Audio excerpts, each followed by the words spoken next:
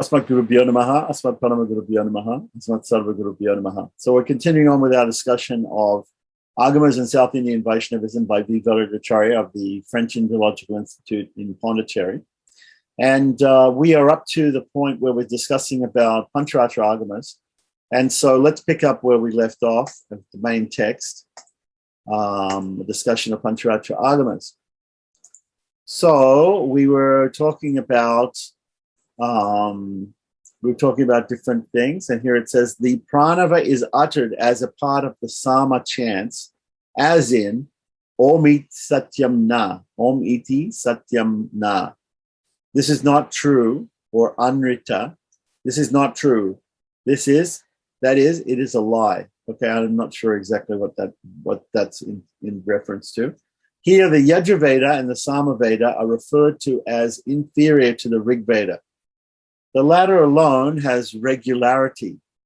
So the Rig Veda has regularity, while the Yajus has no regularity, and the Sama is only music and has no relevance to reality. That's an interesting observation. The Samaveda chants are usually just more musical versions of the Rig Veda mantras. The Rig Veda mantras, the Samaveda mantras can be found within the Rig Veda. So the purpose of this passage is not to ridicule or condemn the Yajurveda and the Samaveda, but to show how superior the Rig Veda is to both of them. A passage of this kind occurring in the Aranyaka of the Rig Veda illustrates how contradictory passages occur even in the Vedas. This does not prove that the other two Vedas are invalid. Okay, so the reason why he's giving this analogy is he's saying that we do not see that the Pancharatra Agama. We saw previously that there were some sections, some verses, or in some Pancharatra Agamas and also in some Vaikhanasa Agamas, which criticize the other Agama as being wrong and being not useful. So why should we actually think that? Probably these are interpolations, and they've come in later on when the followers of a particular Agama, either Pancharatra or Vaikhanasa, became somewhat envious of the other Agamas, the people following the other Agamas, and they just badmouth the other people who are following the other Agamas. So there's no real reason to believe, just like this sentence here, there's no reason to believe no real reason to believe that the Rig Veda is better than the Yajurveda or the Samaveda. They're all Vedas, they're all Shrutis, so we can just accept that they're all on the same level. In the same way, the Pancharatra Agama and the Vaikhanasa Agama, even though some people might say that one is better than the other, really they're just two different systems, they're parallel systems. The worship of Vishnu according to one or the worship of Vishnu according to the other, it doesn't really matter. Just choose one and follow that system.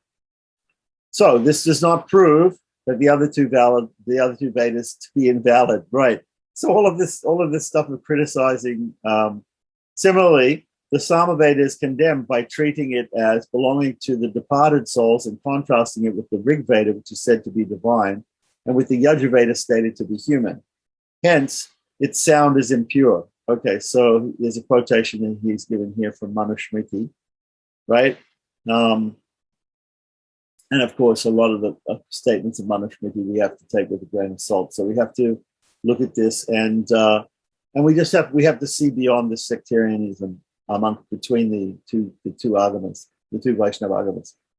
The passage which mentions Shandilya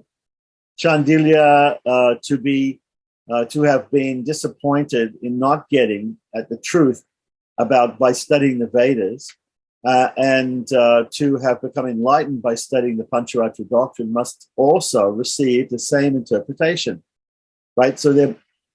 Previously he gave this discussion about Shandilya had studied the Vedas, but he was not satisfied with studying the Vedas, and therefore he studied the Pancharatra and he became enlightened by studying the Pancharatra. Okay, so all of these scriptures, the Vedas, the Pancharatras, the Itihasas, the Puranas, ultimately they have, even the Dharma Shastras like Manu, whatever it is like that, their ultimate goal is for people to become enlightened, to to understand the nature of the Supreme Person, Srimanarayana.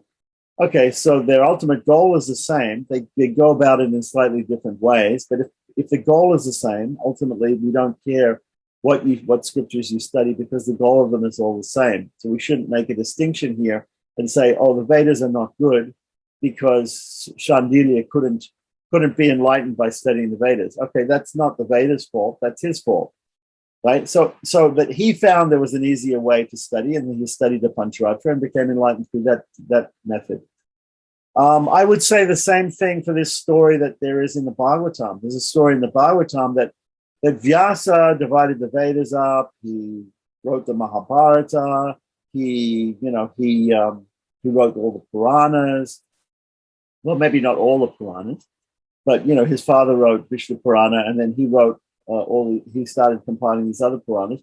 And Narada comes to him, and there's a story in the Bhagavatam that says that Vyasa says, I'm not satisfied. I've written all these wonderful scriptures and things, but I'm not really satisfied. And Narada says, oh, that's because you haven't described the loving pastimes of Lord Krishna, etc., etc.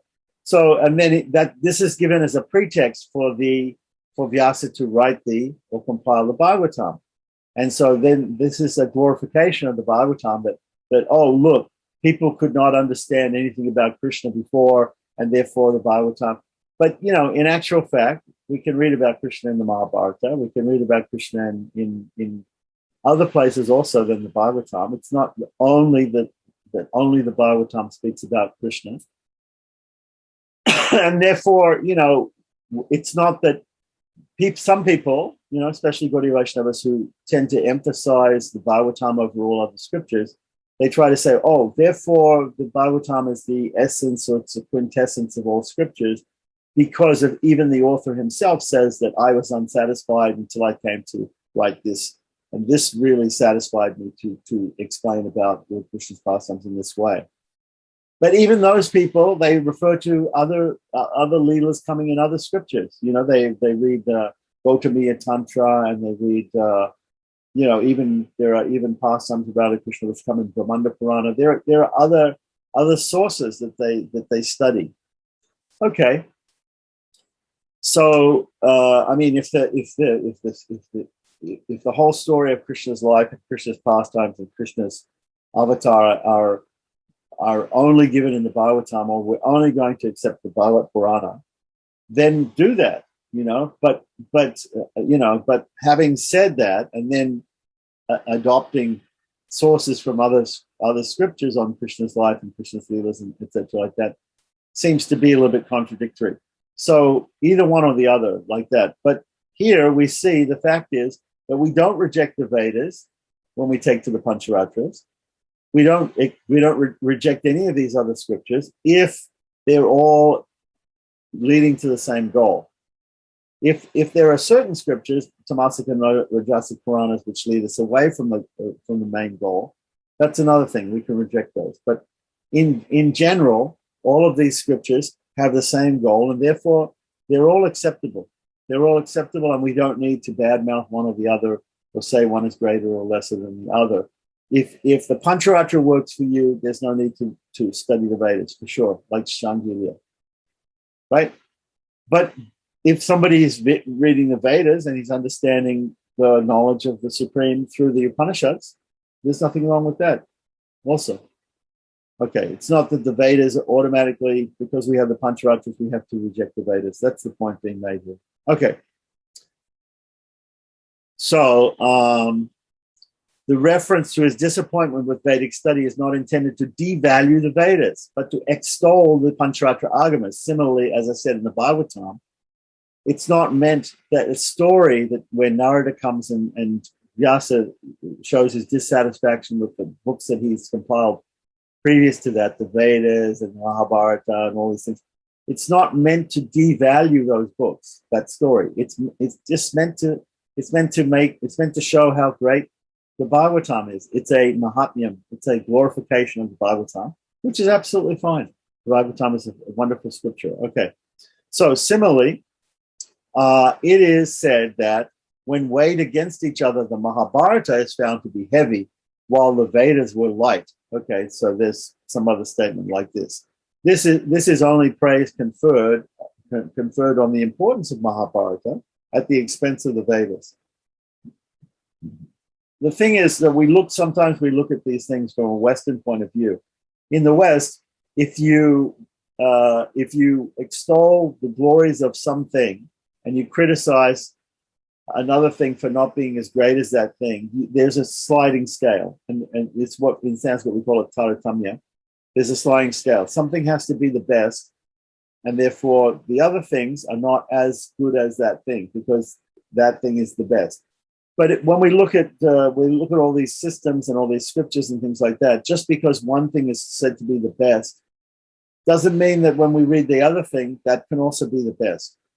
That all of these scriptures can be the best, or maybe one can be the best for certain people, and another can be the best for other people. The Vaikanasa Agama might be good for some people, and the Pancharatra might be good for other people. So if they all have the same goal in mind, people can take their choice of which is more important for them. So thus, these statements convey that while a particular text is intended to be extolled, other texts are given an apparent condemnation. This must be treated only as artavad, right? Not as a vidhi. A vidhi means it's not a rule that you must give up the Vedas and you must study the Pancharatra, right? It's an artavad. It's just an explanation of what's going on. There is the Vedas and there is the Pancharatra. Study either one of them or both of them. It doesn't matter like that because they all have the same purpose in mind. And so the texts which are condemned cannot be treated as unauthoritative. Right, that's what he's saying. Even we can say even the Tamasic and Rajasic Puranas, they have their purpose. They're for certain people who are of certain mentalities, there's a certain level of spiritual understanding. And they're to bring that person to a greater level of understanding. Maybe they do it in a very indirect way. Maybe the Sattvic Puranas bring people in a more direct way to the understanding of Srimad Narayana as the Supreme. But they have their place in the whole system of things. So the mutually recriminatory passages in the Pancharatra and Vaikanasa texts can only show that each of these agamas is valid without getting affected in the least by such condemnation. Anyway, that's his point. Like that. If you don't agree with this point, fine, you can just leave that point. But this is his idea of how to rationalize the condemnation in the Pancharatra agama for the Vaikanasa and vice versa. So the Pancharatra agama should not be treated as unauthoritative. Right? We already saw the arguments by Shankara and dismissed those as being a little bit ignorant. And so whatever ideas of the Pancharatra agama not being authentic, we've already discussed. Because of the alleged deceitfulness of Vasudeva, as stated in the following passage, which is in Agama Pramanya. Agama Pramanya is by Yamunacharya, page 23. So the Pancharatra Agama was revealed by Narayana, who is identified as Vasudeva and glorified in the Upanishads as omniscient and compassionate. And so evil designs could not be attributed to him. The Vedas are claimed to be intrinsically valid by not being the composition of any author. They're called apaurushaya. But their authority could be questioned as they too contain contradictory passages like the works of human authorship, right? So let me say the Vedas contain seemingly contradictory passages. He says contradictory passages, but what I would say is they're seemingly contradictory. When we look deeply into the meaning of these Vedic passages, they're not actually contradictory. This is like the statements of the people who follow Shankaracharya and Madhvacharya. They look at each other and they say, you've taken, there are contradictory ideas in the Vedas, and you've only taken one side. So you have started out with a conclusion. The people who follow Shankara have started out with the conclusion everything is one, and there's only just one impersonal Brahman. And the people who follow Madhva, they start out with the conclusion that everything is different, that the souls in the universe and God are completely always separate. like that, and they have no relationship really to each other.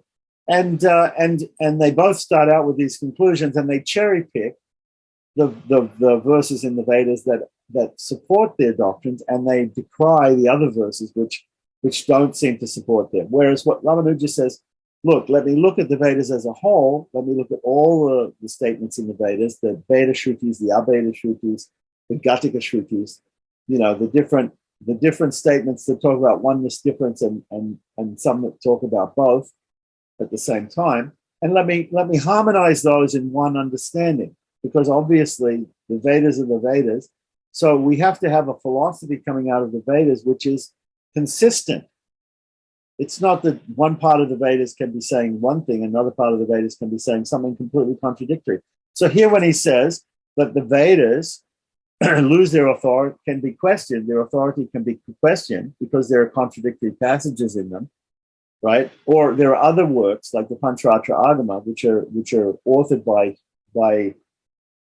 by rishis, by devatas, and by human beings, sages and different personalities, right?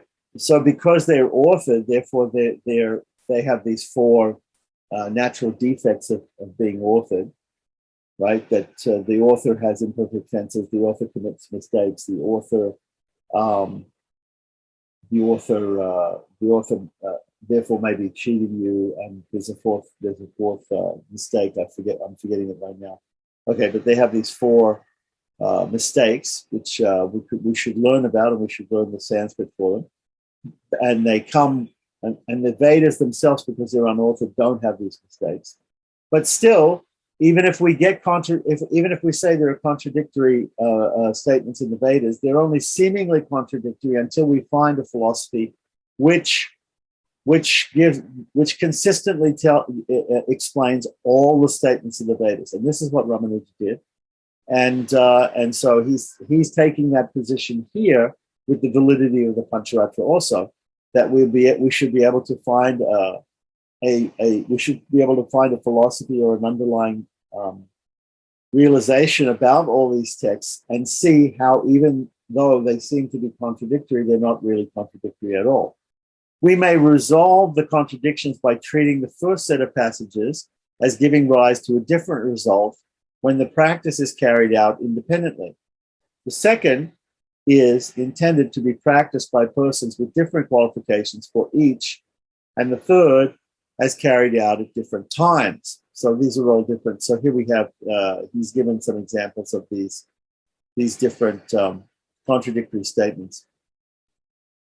We don't really need to go into them in detail, but just get the idea that contradictory statements, seemingly contradictory statements, can be explained away, and we can get a consistent philosophy. The Pancharatra Agamas, though it has an author or proclaimer in omniscient Narayana, is free from all kinds of defects such as deception, delusion, and perversity, right? So even though the Pancharatra is said to be authored, the author is free. The author is God himself, Sriman Narayana, in many cases, and therefore this criticism is not valid.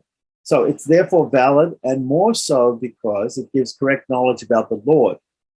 The glorification of Vishnu in this Agama as the supreme among gods is a question already settled in many of the texts which declare, on the authority of the Upanishads, that he alone is great. Such texts are, to give some examples, Mahabharata, Vishnu Purana, Varaha Purana, Manusmriti, and others, which all declare Vishnu to be supreme. In particular, the Mahabharata plays a significant role here. It is in the Shanti Parva of the epic that the Pancharatra doctrine gets detailed treatment. So if we can, so the Pancharatra is declared to be authentic in the Mahabharata. The author Vyasa, who gets the entire credit for this, is believed to be non-different from Badarayana. Okay, so there are some people who they think that there are different Vyasas, and that one of them was called Badarayana, who wrote the Brahma Sutras, right, the author of the Brahma Sutras, and another one of them was Veda Vyasa, who compiled the Vedas, and another one of them was Krishna Dvaipayana Vyasa, who wrote the Puranas, right, like Bhagavad Purana. So because the word Vyasa itself means compiler. So for anybody who knows Sanskrit and they hear the term Vyasa, they can think they can think that it's a position. It's not necessarily the person's name. Okay, so there are people who believe that there are these different Vyasas.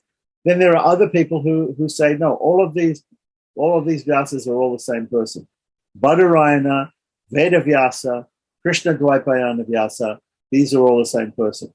So whether they are or whether they aren't doesn't really matter, because they're, all of these authors are considered, they've authored the Puranas, the Vedas, and, compiled the Vedas, edited the Vedas, and put them into 4 sections and everything. So, and the Brahma Sutras. So all of these books are considered authoritative. So the author is also authoritative.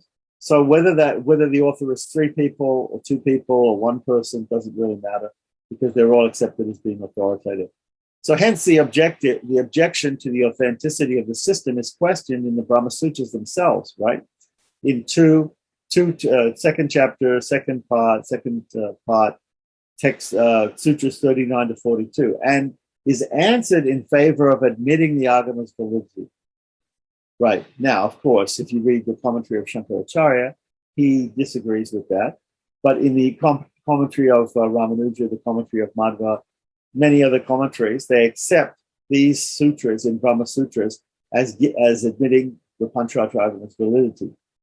The origin of Ekanti Dharma, one-pointed Dharma, one-pointed religiosity, which is the basic foundation from which the Pancharatra Agama is developed, is described in an interesting way in the Shanti Parvan, right? Chapter 358, that's of the Mahabharata. So we can go to the Mahabharata and see that. So here we had a footnote 478, which I just want to have a look at. And that was mentioned up here somewhere.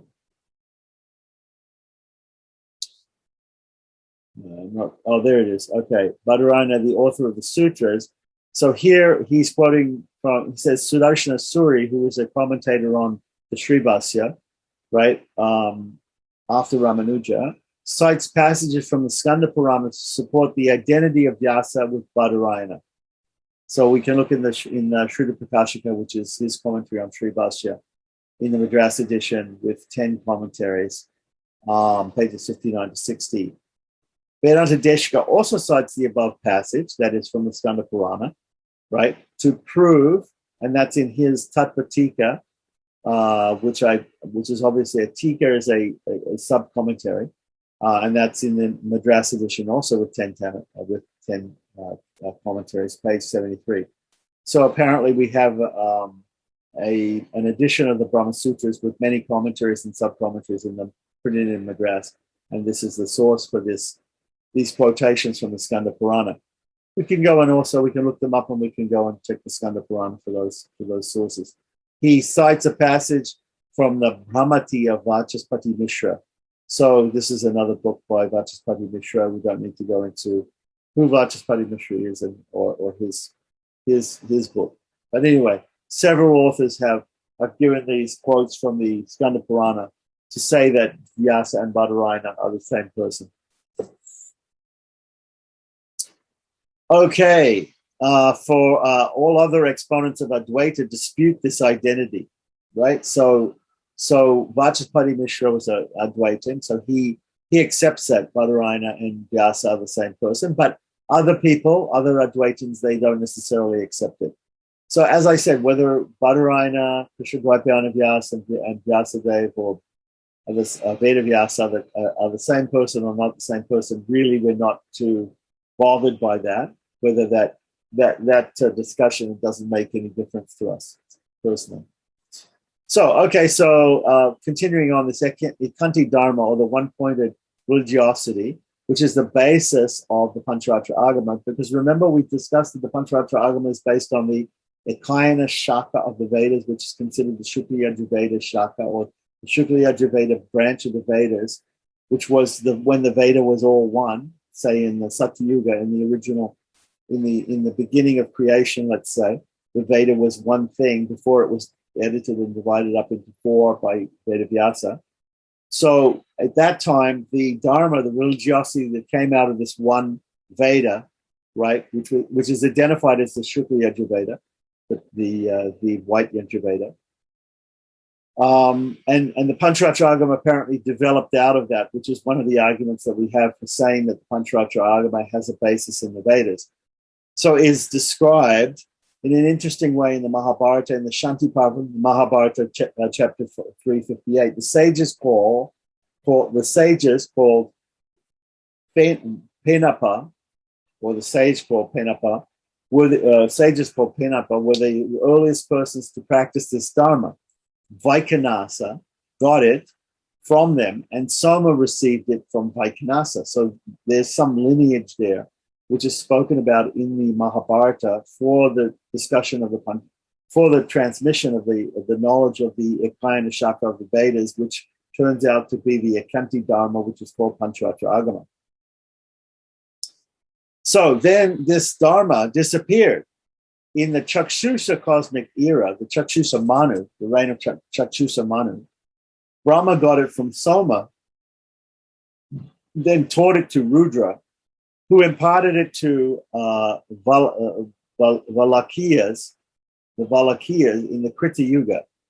So in the Krita Yuga. So there are different cycles of yugas, which are called Chatu Yugas, just like the cycles of different seasons that we have throughout the year. And so he's talking about how the Pancharatra Agama came down, the lineage of how it was spoken. Then this Dharma disappeared for a second time.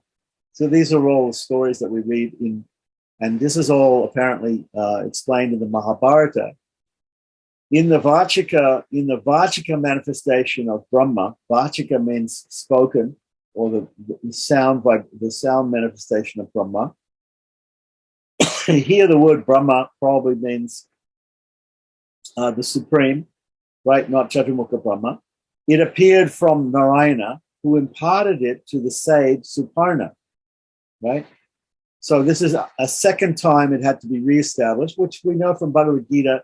Lord Krishna says in Bhagavad-Gita that when knowledge is being taught, it's being handed down in a lineage from guru to disciple to guru to disciple like this, which is called Guru Parampara, which Krishna speaks about, Evam Parampara Praptam. So he talks about that. And he says when the knowledge is somehow lost, then it gets reestablished. So somebody comes and reestablishes that. So here we see the Supreme Lord himself, Narayana, came and reestablished this tradition for a second time. He taught it to the sage Suparna, who preached it thrice, whence it got the name Tri Suparna, Tri Salparna. Salparna means coming from Suparna, and Tri Salparna means that he spoke it to three different people, or he made 3 lineages out of it, or he spoke it 3 times. Vayu received it from Suparna and preached it to the sages. Again, this Dharma went out of sight. So again, it was lost. Narayana again brought it out and taught it again to Brahma. Okay, so here he's given the quote from Mahabharata Shanti Parva, chapter 358, text 30b, 31a. When we say B and A for slokas, if you have slokas, the first line of the sloka, the first 2 quarters, this is the first line of a sloka, will be called A, and the second line will be called B. So here we have the second line of one sloka and the first line of the next sloka, right? 30b and 31a, so they come together. So in Sanskrit, sometimes ideas are carried over from verse to verse. So the last half of one verse and the first half of the next verse might contain the information that we need, so we can simply take it like that instead of taking the whole verse.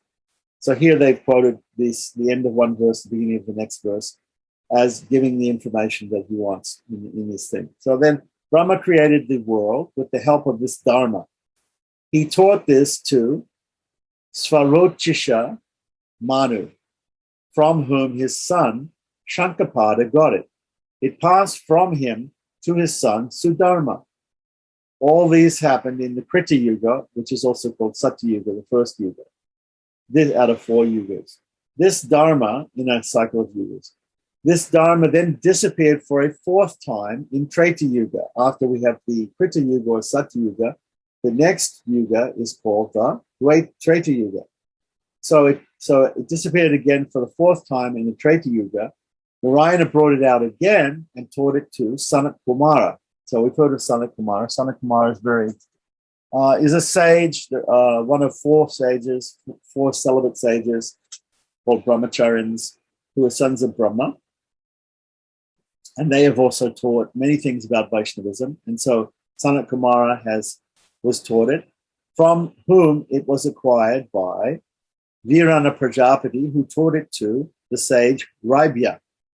It was then transmitted to his son, Kukshipala. The Dharma appeared then for a 5th time, disappeared again for a 5th time. Narayana taught it again to Brahma, so from whom it passed to the sages, Barhishadasha, right? From them to the sage Jeshta, who studied the Samaveda, and from him to a king called Avikampana. Right. Again, for the 6th time, this Dharma was lost. Brahma was then taught this in his 7th birth by Narayana. Daksha got it from Brahma and gave it to Jeshta, his grandson, by his daughter. From him, it passed to Aditya, and then to his son, Vivishwan. At the time of the Treta Yuga, at the beginning of the Treta Yuga, Vivishwan gave it to Manu, who taught this to Ikshvaku. Again, it disappeared and was restored by Narayana, who taught this to Narada. This system is called Pancharatra, wherein the Lord's manifestations are one. We just, that's the next page. Okay. So this system is called Pancharatra, wherein the Lord's manifestations are 1, 2, 3, and 4 under various reckonings. In Sankhya, Yoga, the Vedas, and Aranyakas, which stand for the Upanishads, form part of this system. So Sankhya, Yoga, Vedas, and Aranyakas are all accepted as part of the system. The Pancharatra doctrines were promulgated by 7 sages called Chitra Shikandins. Their names are Marichi, Atri, Angiras, Pulasya, Pulaha, Kratu, and Vashishta. They wrote 1.5 lakh or 150,000 verses, slokas. The Lord condemned what they composed as authoritative, conveying his commandments. The Lord commended what they composed as authoritative, conveying his commandments. Swayambhuva Manu, and after him, Ushanas and Brihaspati preached them. King Vasu received them from Brihaspati. Vasu practiced them, and then the system disappeared again. The Chitra Shikandins mentioned here are only the well-known 7 sages whose names are given differently in some sources. Whether Vasu obtained these doctrines from Brihaspati requires consideration. An account of the practice of these doctrines by Vasu is given in the Mahabharata, Shanti Parva, chapter 343. King Vasu performed the Ashvamedha. No animal was offered as victim, but instead the effigy of an animal, prepared out of grains, was brought from the forest. So this is interesting because the actual original Ashvamedha sacrifice, you have to kill a horse, Ashvamedha, right? But here what they're saying is that in this particular situation, they made a horse out of grains and they offered that horse into the fire. So Vishnu was pleased with this and appeared before the king and received the offering, but was invisible to others. Brihaspati, who was the priest there, became angry when the king informed him that Vishnu received the offering in person. So Brihaspati, the priest, was there, and the king seems to have been the Yajamana, the sponsor of the sacrifice, and the king saw Vishnu actually personally accept the offering.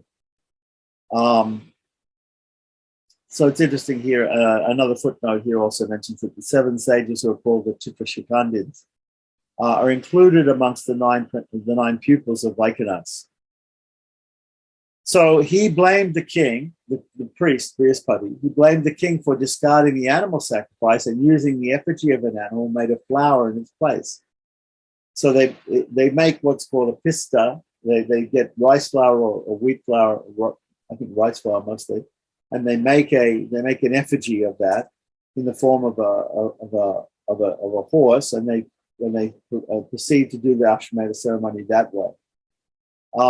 So Brihaspati, he blamed the king for doing that and said, you shouldn't have done that. Besides, the Lord did not appear before him. So I think Brihaspati was just upset that the Lord didn't appear before him. But the king saw the Lord accept the sacrifice. So Brihaspati refused to associate himself further with the performance of the sacrifice.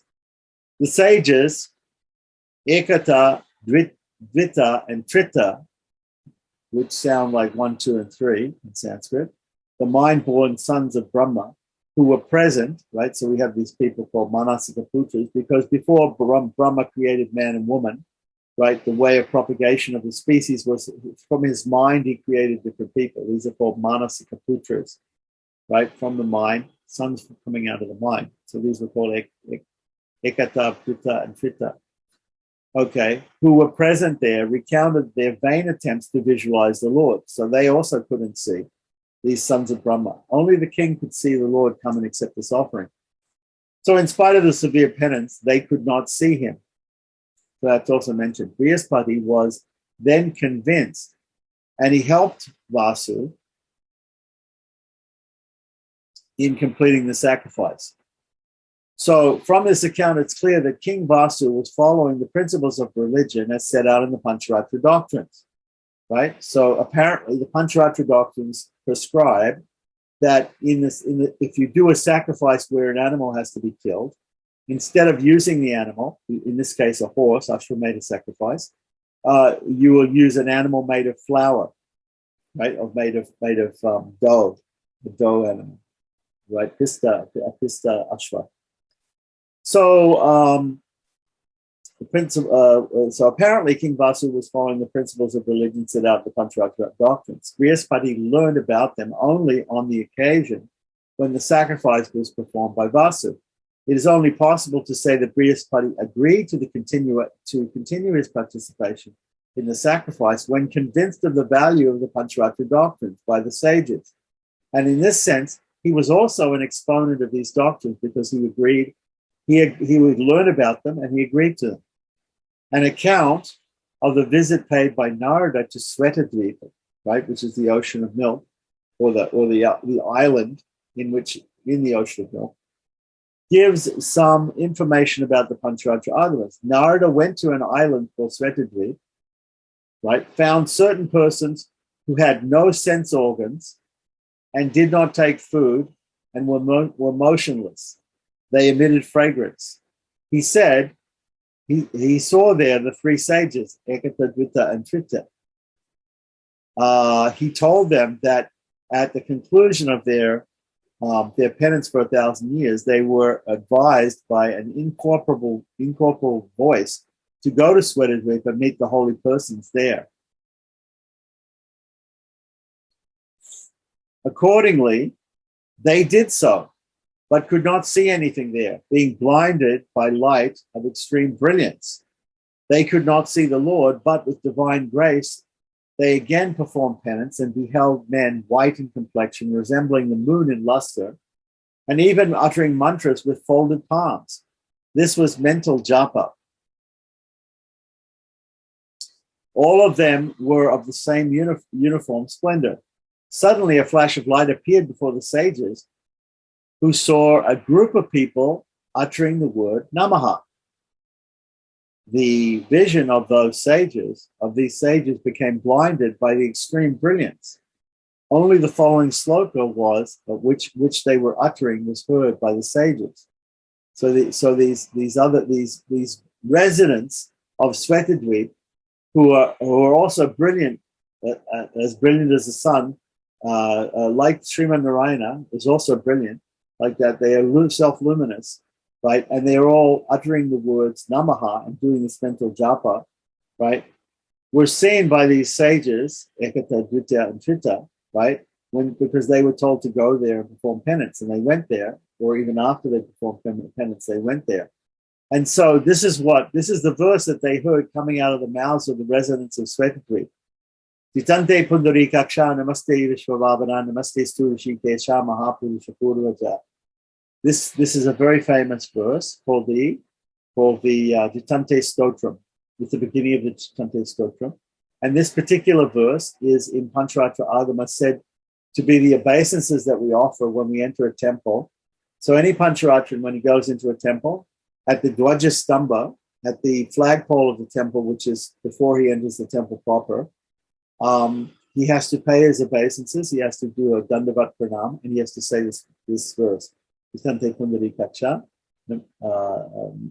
Vishwabhavana, Namaste Surishikesha, Mahapurusha Purvaja. So this is explaining the story of how, one story about this verse, this Ditante Stotram. A breeze was then wafting fragrance. Those persons were conversant with the fivefold divisions of time, or Panchakala. Exactly what the fivefold divisions of time are, I'm not sure, because normally we talk about time as having past, present, and future. But here he's talking about the fivefold divisions of time. I don't know what fivefold means. And they were exclusively devoted to Hari, these persons who were in Vishnu, and worshipped him with great devotion with mind, speech, and action. These people in Svetadweep. So the sages felt that the Lord should have presented himself before them as they heard those persons uttering words indicating the Lord's presence. But still, I guess they couldn't see the Lord. They could only see the devotees of the Lord in Svetadweep. These sages, however, could not behold the Lord. Those persons did not observe the presence of sages there. So they were oblivious also, the devotees of the Lord were oblivious to these sages who were seeing them. Those persons did not observe the presence of the sages there. A voice addressed the sages, asking them to wait until Treta Yuga. Wait until Treta. The sages were doing japa from then onwards. So the sages began doing japa. Right, so exactly what they were doing japa of, what mantra they were chanting, we don't know. Maybe it was this Ditante Stotra, or maybe it was the word Namaha. We didn't hear anything else in this story. As yet, they had not seen God, and they informed Narada that he too could not do so. So, however, Narada, the Rishi Narada, or sage Narada, went to Svetadweep and praised Hari, addressing him and using several expressions such as Pancharatrika, Vaikanasa, Srivasa, Vasudeva, and others. The Lord appeared before him. Narada praised him. Praise the Lord. The Lord said that even Ekata and other sages, Dvitiya and Tritiya, could not behold him. After directing him to go away from that place, lest his presence should disturb the devoted life of the persons there, he went out of sight. So the Lord told Narada, okay, so now I've given you my darshan, now you can also leave, because I have the residents of Svetadweep, leave them alone. So all of this apparently is coming in, is coming from Mahabharata. Let's see. Yeah, it seems like this is all being mentioned in Mahabharata. It'd be very interesting to go and look and see exactly this story from Mahabharata. Narada witnessed then those persons entering into the Lord, those residents of Svetadweep entering into the Lord, maybe entering into the body of the Lord. This is called Vilaya, which is described in the Bhuta Shuddhi process. So in the Bhuta Shuddhi process, after the soul is completely devoid, after the soul completely sheds the material body, then the soul enters into the body of God and then comes out again in a pristine fashion, in a completely cleansed fashion, and then attaining a spiritual body. So this is called Vilaya. is described as part of the Buddha Shuddhi process. Vasudeva is declared to be the soul of all beings. He's the soul of all beings. Sankarshana, the self, or the controller of selves, the souls. Pradyumna, the mind, and Aniruddha, the ego. Right, so this is also part of the Pancharatra teachings, which apparently is also found in the Mahabharata. So in the brief period when Narada beheld the Lord, the latter gave him an account of his divine descents or avatars. Ekata and others, remember we have these three sages, Ekata, Dutiya, and Trita, Rita and Trita, right? And others were born as monkeys when the Lord incarnated as Rama. So when Narada was seeing the Lord in Swetatdweep, right? The Lord himself gave him a brief account of his different avatars. So he included in that account explanation that these certain sages were born as monkeys when he incarnated as Rama. Narada learned from the Lord that the Lord had four forms: Vasudeva, Sankarshana, Pradyumna, and Aniruddha, which are known as the Chatuvyuha, right? Or the Vyuha forms in the Pancharatra. The Lord referred to himself as Sattvata instead of as Krishna, right? So this is all being spoken in Mahabharata. So after the Lord disappeared, Narada went to Bhadrakashrama and learned the Pancharatra doctrines from Narayana. So Narayana was there in Bhadrakashrama. Remember, we have Nara Rishi and Narayana Rishi. So Narayana was there. I'm assuming this means Narayana Rishi, who was in Bhadrakashram, but there's a form of Narayana, Badri Vishal, in the Bhadrakashram temple. So exactly whether this is another form of Narayana or it's the Narayana fame in Bhadrakashram. Normally, when we talk about Narayana in Bhadrakashram, we talk about Narayana Rishi, who is the Lord himself, right? The Lord came as the perfect master and the perfect student also. So both as Nara and Narayana in Bhadrakashram to teach the Astakshara Om Namo Narayana mantra, which is one of the mantras which are used in Pancharatra also. Vyasa is stated in the epic to have gone to the Milky Ocean, right? So the Milky Ocean, Ksirasagara, in which the Swetatdweep is in the middle of the Ksirasagara, the Milky Ocean, and returned to his hermitage. The doctrines of Pancharatra. So remember that Vyasa is the one who's compiling the Mahabharata. So all of this is mentioned in the Mahabharata. So it's all Vyasa who's writing all the story down. And Vyasa had gone apparently to the ocean of Ksirasagara, and who has understood this story by going. So the doctrines of Pancharatra Agama are set forth by Vyasa.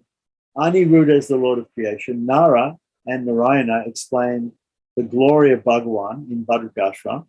They're explaining it to Narada, right? The descent of God as Hayagriva, the horsehead incarnation, which is got to do with the killing of the demons Madhu and Kaitaba and the returning of knowledge of the Vedas to Brahma, right? So this Hayagriva avatar, and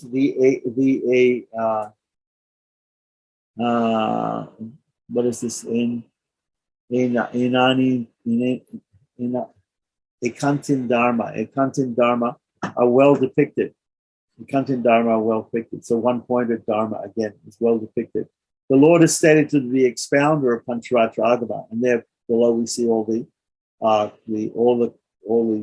sources of this information coming from Mahabharata in chapter 359 of Shanti Parva, and etc. 346, 347, 348, 359, 354, and 357. So that whole section, 357, 358. So all of these different quotations.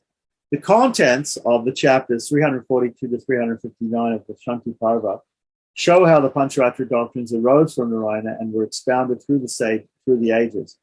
The statement that Vaikhanasa obtained them from Penapa suggests that the Vaikhanasa system is ancient and was not different as it is held now from the Pancharatra.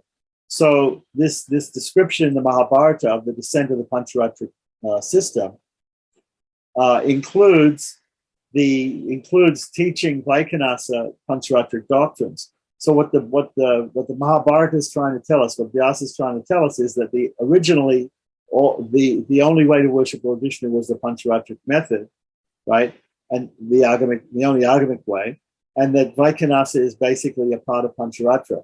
So that's an interesting concept. So Vaikhanasa was taught the Ekanti Dharma by Penapa, and this is called Pancharatra, right? So it's another explanation of Pancharatra. So the accounts given in the Vaikhanasa text are confusing. Vaikhanasa is said to be Sri Shastra, or the beautiful Shastra, or a Shastra which has to do with the goddess Sri, Lakshmi, having the name Ekayana. Ekayana means one pointed, following one thing. So in another context, Yajnavalkya and others are stated to have scented danger to the Vaikhanasa system, and created another in which the Ekayana mantras were freely used. Right. So this came to be known as the Pancharatra. If this is the case, either the Vaikhanasa system, which was also called Ekayana, should have been using the Ekayana mantras, and as such could not have been different from the Pancharatra, or the former must have been based on the Ekayana recension. Right? So these are two. If we are to accept that story, then we have to have these. We have to speculate how the Ekayana mantras come. The Ekayana mantras means the mantras from that original Veda, which is one, the Shukla Yajna Veda, which was one, the original recension of the Vedas, the original branch of the Vedas. When the account given in chapter 358 of the Shanti Parvan is considered, it seems that the Vaikhanasa was the forerunner of the Pancharatra. Perhaps these are not two systems with minor differences, but only one and the same system by different names. That this is probable is evidenced by the use of mantras in which the names Vasudeva, Sankarsana, Pradyumna, and Aniruddha occur. At least the second and third belong to the Pancharatra, the second and third, meaning Sankarsana and Pradyumna. Right? Vasudeva is not given prominence in the Vaikhanasa system. So the account given in the Mahabharata refers to Bhuta Shuddhi, but there is no reference to yantra or mudra. Yantra means a mystical diagram for a particular deity, right? And mudra means a particular hand gesture which is used in worship. The Ekanti Dharma, or the one-pointed Dharma, which was expounded and propagated by several authorities at different periods, should have been practiced exclusively by the descendants and pupils of Vaikhanasa, right? Who developed the Vyuha doctrine consisting of 5 deities. Remember, so in the Vaikhanasa Agama, we had this Vyuha doctrine of 5 deities: Vishnu, Purusha, Satya, Achyuta, and Aniruddha. Right? So we didn't have Vasudeva there. Right? So anyway, as the Dharma, we didn't even have Sankarsana, Pradyumna here. We had Aniruddha there. Okay, so as the Dharma continued being expounded and developed, the Krishna cult should have given rise to the Chatuvyuha, right, concept, which forms a part of Pancharatra, but is not noticed in the Vaikhanasa system. So what he's saying here is he thinks that we have the Pancharatric system, the Vyuha system comes out of the understanding of Lord Krishna's avatars, because Vasudeva means the son of Vasudeva in one sense, right? Of course, it has other senses also. Sankarsana is another name for Balarama. Pradyumna is the son of Krishna, and Aniruddha is the grandson of Krishna. So, from the Krishna, he's saying it could have developed from the avatar of Krishna, the different aspects of Krishna's family. Right, should have given rise to the Chatuvyuha concept, which formed part of the Pancharatra, but is not noticed in the Vaikhanasa system. The Vaikhanasa may have had its development in a single family professing the Vaikhanasa Sutra, and so has not been adopted by others. The Pancharatra, on the other hand, had the appeal to a very large community which had no specific doctrine for worship. It is at this time that the two systems had to assert their individuality and the superiority over each other in a spirit of rivalry. The text in both the systems, therefore, contained passages of mutual attack.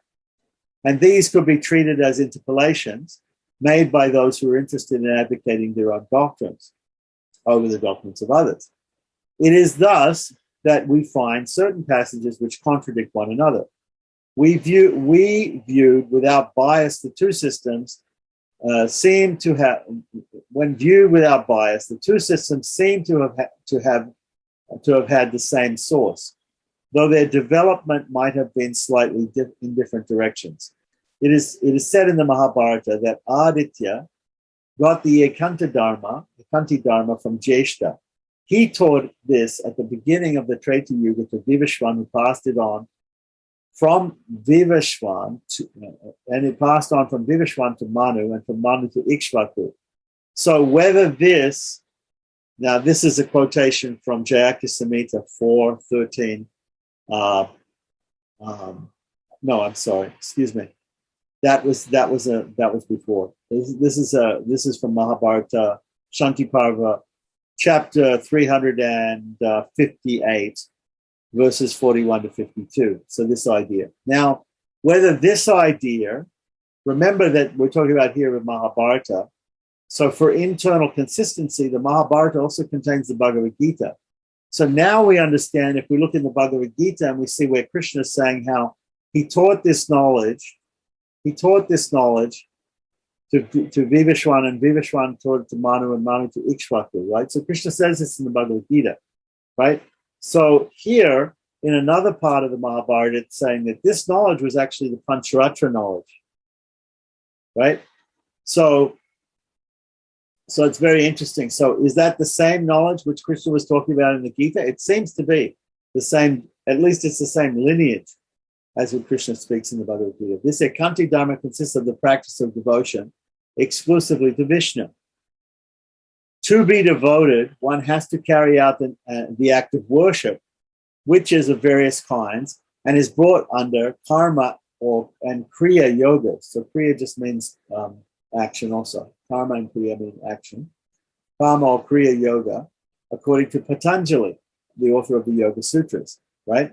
So what Patanjali is saying here, that acts of worship or acts of devotional worship, right, or bhakti yoga, right, they have to be supported by actual activity, actual acts. Bhakti yoga means that there has to be some karma yoga, there has to be some actual kriya yoga, some actual activity, right? So this is explained by Patanjali, the author of the Yoga Sutras, right, in which the Astanga yoga, the eightfold path of yoga, is described.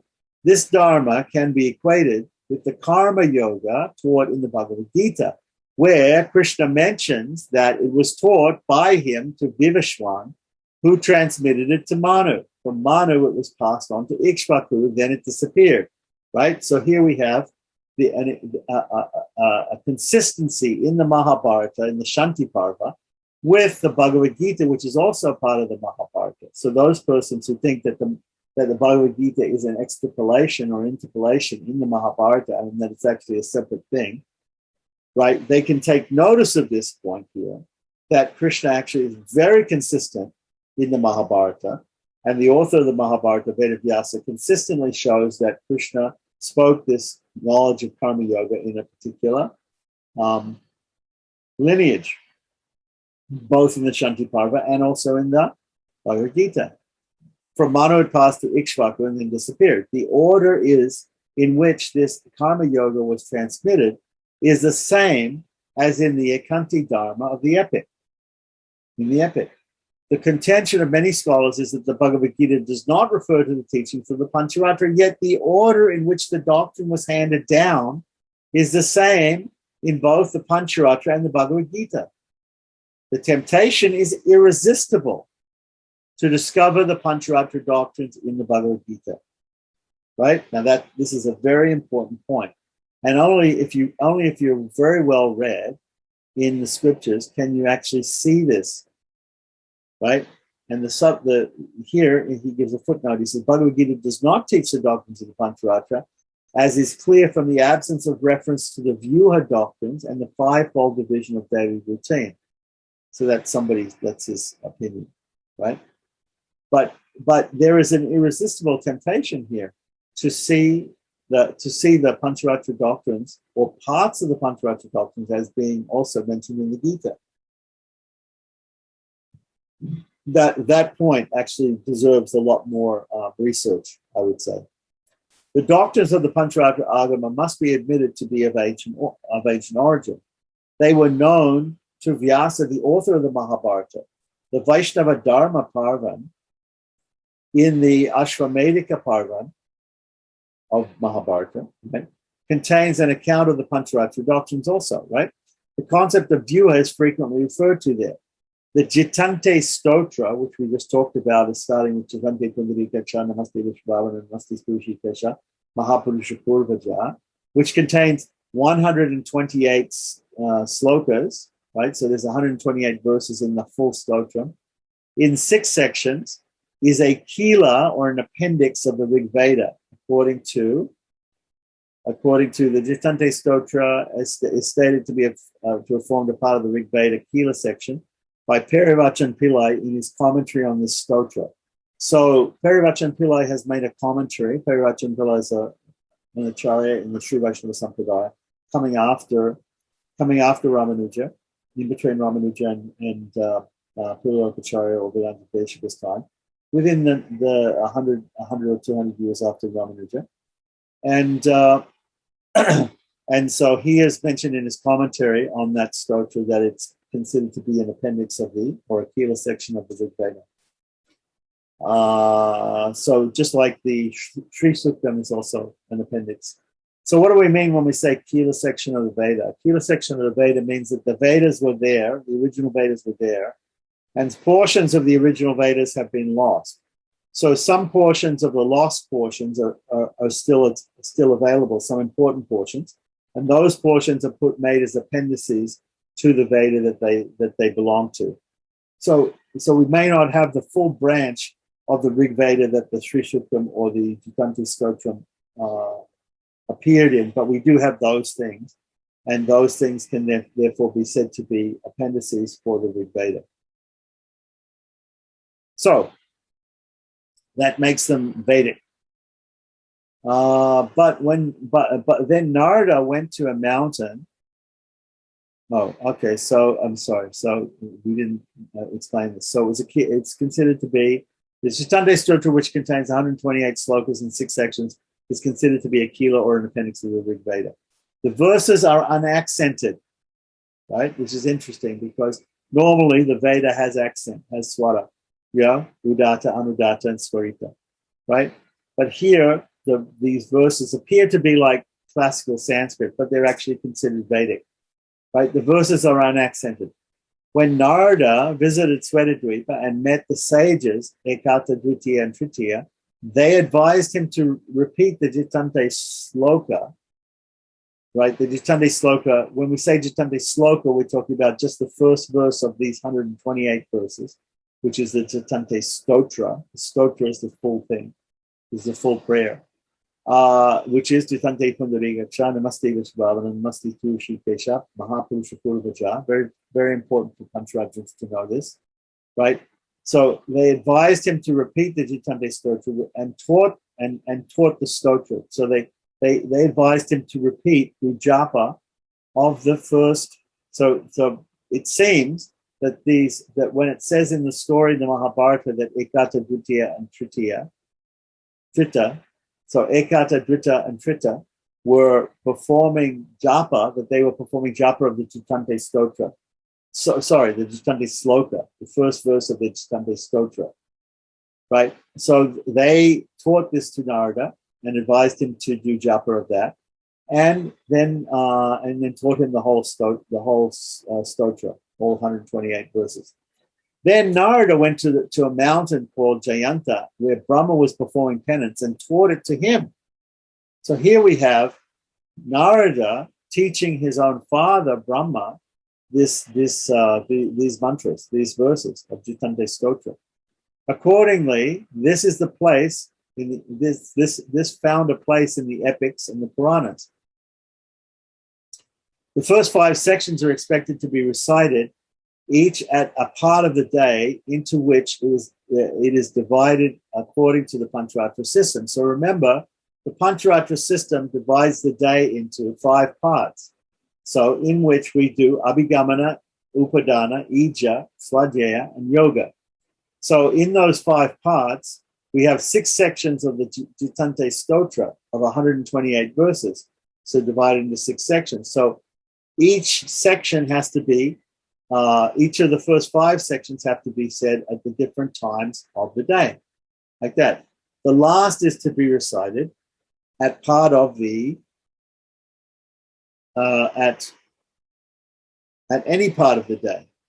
The last is to be recited at any part of the day. So the first 5 sections are repeated at this the particular part of the day that you're at, but the last part can be recited at any part of the day. The name of the stotra is given from the first sloka, right? So the first sloka, again, Jitante Pundarika Ksha Namaste Vishvavana Namaste Sturishikesha Mahapurusha Purvaja, right? Jitante Pundarika Ksha. So because it's called, this starts, the first word is Jitante, that sloka and the whole stotra gets its name from that one first word. So it's called Jitante Stotra or Jitante Sloka. Right. Which has already been quoted in the earlier account of the visit of Narada to Swetadvait, and which begins with the word Jitante. Right. So some of the concepts of the Pancharatra systems are found here. For instance, God has 6 auspicious qualities which are the foremost amongst his countless qualities.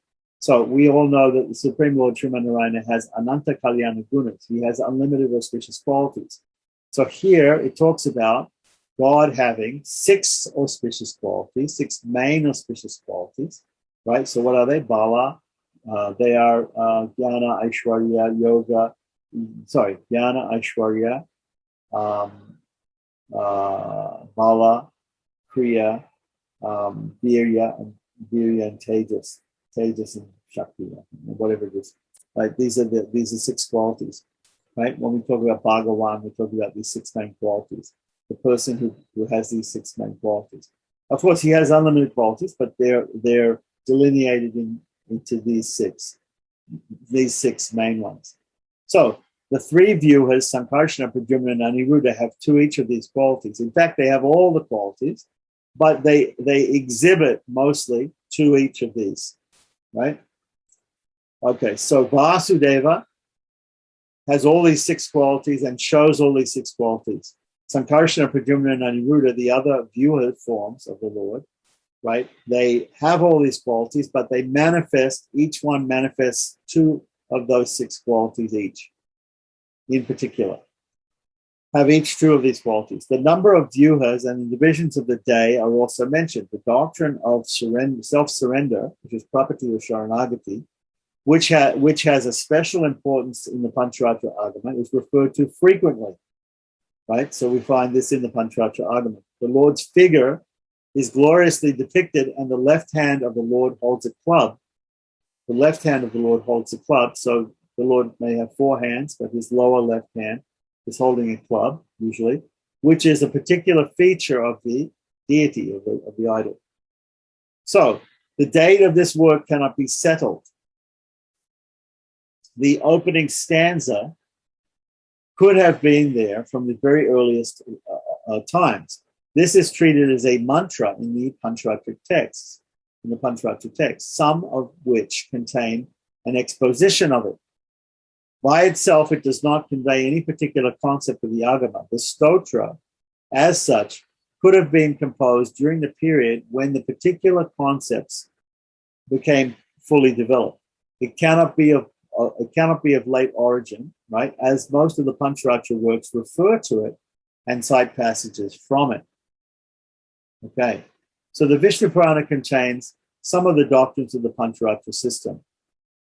So it seems like we've moved on here from discussing the Chitante Stotra and Chitante Sloka and the Mahabharata to the Vishnu Purana. So here the Vishnu Purana contains some of the doctrines of the Pancharatra system. Vasudeva is the Supreme Lord. He is present everywhere and everything rests in him. And so he gives a quote from Vishnu Purana which speaks about this. He says, Sarvatrasyau samastam cha vasat yatneti vayataha tatassa vasudeveti, right? Vidvad hari patyate. This is Vishnu Purana 1, 2, 12. The word Bhagavan refers to Vishnu, possessing 6 qualities. Here the 6: Jnana, Shakti, Bala, Aishwarya, Tejas, and Virya. So Jnana, Shakti, Bala, Aishwarya, Tejas, and Virya. Right? He doesn't mention Virya here. Without a tinge of any blemishes. Right? So again, this is why the Vaishnavas say that God is nirguna, meaning he doesn't have any inauspicious qualities. He has only auspicious qualities. He is without inauspicious qualities, nirguna. Right. So then again, we have an explanation here of the qualities, given a definition of the qualities given here in Vishnu Purana 6.5.79. Jnana, Shakti, Balaischarya, Virya Tejams, Yasheshataha, Bhagavat Shabda Vachani, Vina, Heya Gunal Dibihi. Right? So this is a very important actually pramana from Vishnu Purana, which talks about these 6 qualities of the Lord. Vishnu with Shri. So Vishnu associated with Lakshmi, or the goddess Shri, right, is the supreme reality. Shri is never without him. So this will be a quotation from Vishnu Purana, which is quoted mostly by the Vadagalais, the northern school of Sri Vaishnavism, because they emphasize the fact that Lakshmi is always with the Supreme Lord. So let's just be perfectly clear here. Lord Sriman Narayana is always with the goddess Shri. The goddess Shri is always with him. Lakshmi is always with him. And similarly, he is always surrounded by a retinue, by his attendants, right? By his consorts and his attendants. He's always in every place that he is, and he's everywhere. He's always associated with his associates are always there also. So now, how can his associates be everywhere? We can understand the Supreme Lord can be all pervasive. This is called Swarupa Vyakti. In his personality, his form, his original form can be everywhere at one time. This is only possible for God.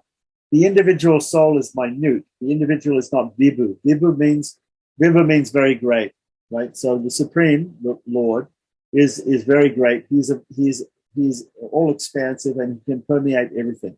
He is the soul of everything, right? In that he supports and creates and controls the universe and the souls from within and also from without. So he permeates everything. It's omnipresent. The individual soul itself is Anu, is very small. The individual soul, being Anu, like a spark of a fire, is not present in all parts of the fire. The fire itself has heat and light in all parts. But the soul is minute, like a spark, and is not part of all parts of the fire. So it can't be in every place. It cannot be vibhu. It cannot, because it's anu, because it's minute, it cannot be vibhu. It cannot be all expansive. It cannot be everywhere. Right. So the individuals, those who are not God, right, cannot be vibhu or cannot be all expansive. So, but they can be, in a sense, they can be with the Lord when the Lord is everywhere. And the way that they can be with the Lord when the Lord is everywhere is through knowledge, because their facility of knowledge, the souls and Brahman are described in the Upanishads as being Sat Chit Ananda. So they are eternal, Sat, they are full of Chit or knowledge, right, or sentience, right, and they are Ananda, they're full of bliss, right. So the Chit portion of the Satchidananda means that the individual soul, and as God is, right? God is eternal. The individual soul is also eternal. God is all-knowing. The individual soul is also all-knowing. Now, in the Buddha state, in the state of being covered by illusion in this material world, in this material body, of course, the soul's knowledge is covered. But once that is uncovered, the soul again has expansive knowledge. So through this expansive knowledge, the individual, the minute individual, can also be associate with God in every place that God is, in all expansive places, because the knowledge is all expansive. The actual soul itself is not all expansive. So I just wanted to make this very clear. So the different concept between the southern and the northern schools of Sri Vaishnavism is that is on the ontology, the ontological understanding of the goddess Shri, Lakshmi. Is she all expansive in exactly the same way as Lord Srimanarayana Vishnu, her consort is, her husband is, or is she all expansive in the way that the other living beings, the other Chaitanas, the other sentient beings are, right? There's no doubt that Vishnu Purana is saying that she is all pervasive. How is she all pervasive? Is she all pervasive in the same way as Vishnu, which is called Swarupa Vyapti, or is she all pervasive in the same way as all other souls who are freed from bondage, right? She is never under bondage. She is never under illusion. She has complete knowledge, right? Just like the Nitya Siddhas or the Nityas, the eternals in Sri Vaikuntha, they're also full of knowledge. They have unlimited knowledge, right? Is that the way she is? She's all pervasive, like those other persons who form the attendants and the retinue of Lord Vishnu everywhere, right? By their knowledge, which is called guna vyapti. Guna means by the quality of their or omniscience, the quality of their all-knowing nature, right? So some people say there are some religions out there. There are even some Vaishnava sects who don't accept that the individual soul can be omniscient. There are certain things that we accept that the Supreme Lord can be and we cannot be. Certain qualities that he has. He has the quality of being omnipresent. We also can have the quality of being omnipresent in a sense because of our omniscience. The Lord is omniscient. That means he knows everything. The individual soul in Vaikuntha, in freedom, in liberation, in moksha, is also omniscient. Through that omniscience, he can have a type of omnipresence, but it is not exactly the same type of omnipresence as Vishnu's, as Srimanarayana's. Okay, so the only difference between, basically on this point, between the southern school of Sri Vaishnavism, the Tengalai school, or the northern school of Sri Vaishnavism, the Vadagalai school, the Kanchipuram-acharyas or the Sri Rangamacharyas, right, is whether Sri belongs to that category or this category, the category of Ishvara Tattva, the principle of God, right, that he is personally omnipresent everywhere, right, or whether he is not personally present, but present everywhere through his intelligence and his knowledge, through his chaitana, through his consciousness, which is expanded unlimitedly, right? So that is a quality of the soul, not the soul itself, but is a quality of the soul, right? The soul is a substance which has qualities, right? Every substance has attributes, right? So these are attributes of the substance, which is the chaitana, the individual soul. Okay, so that's the question. So here we have some other quotations from the Vishnu Purana. This is a very important point.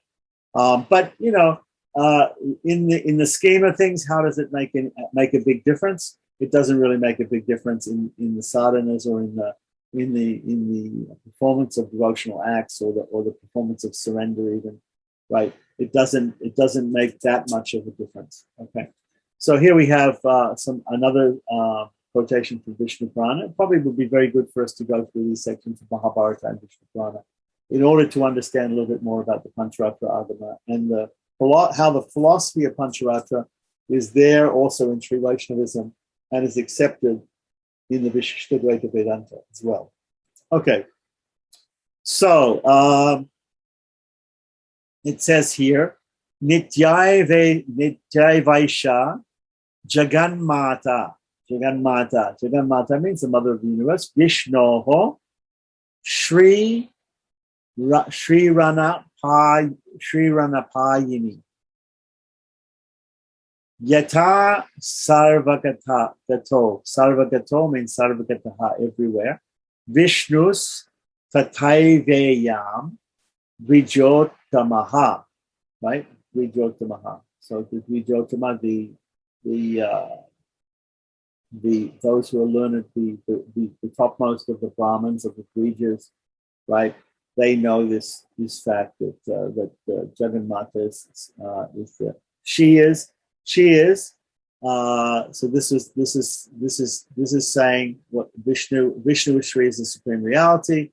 Shri is never without him. Vishnu Purana 1.8.17. And she is also Tusti and Shakti.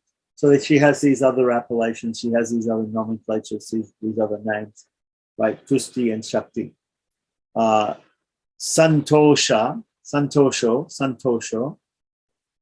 Tushti, right? Tushti means Santosha means satisfaction, right? Tushti means satisfaction. Right. Bhagavan Lakshmi's Tushtir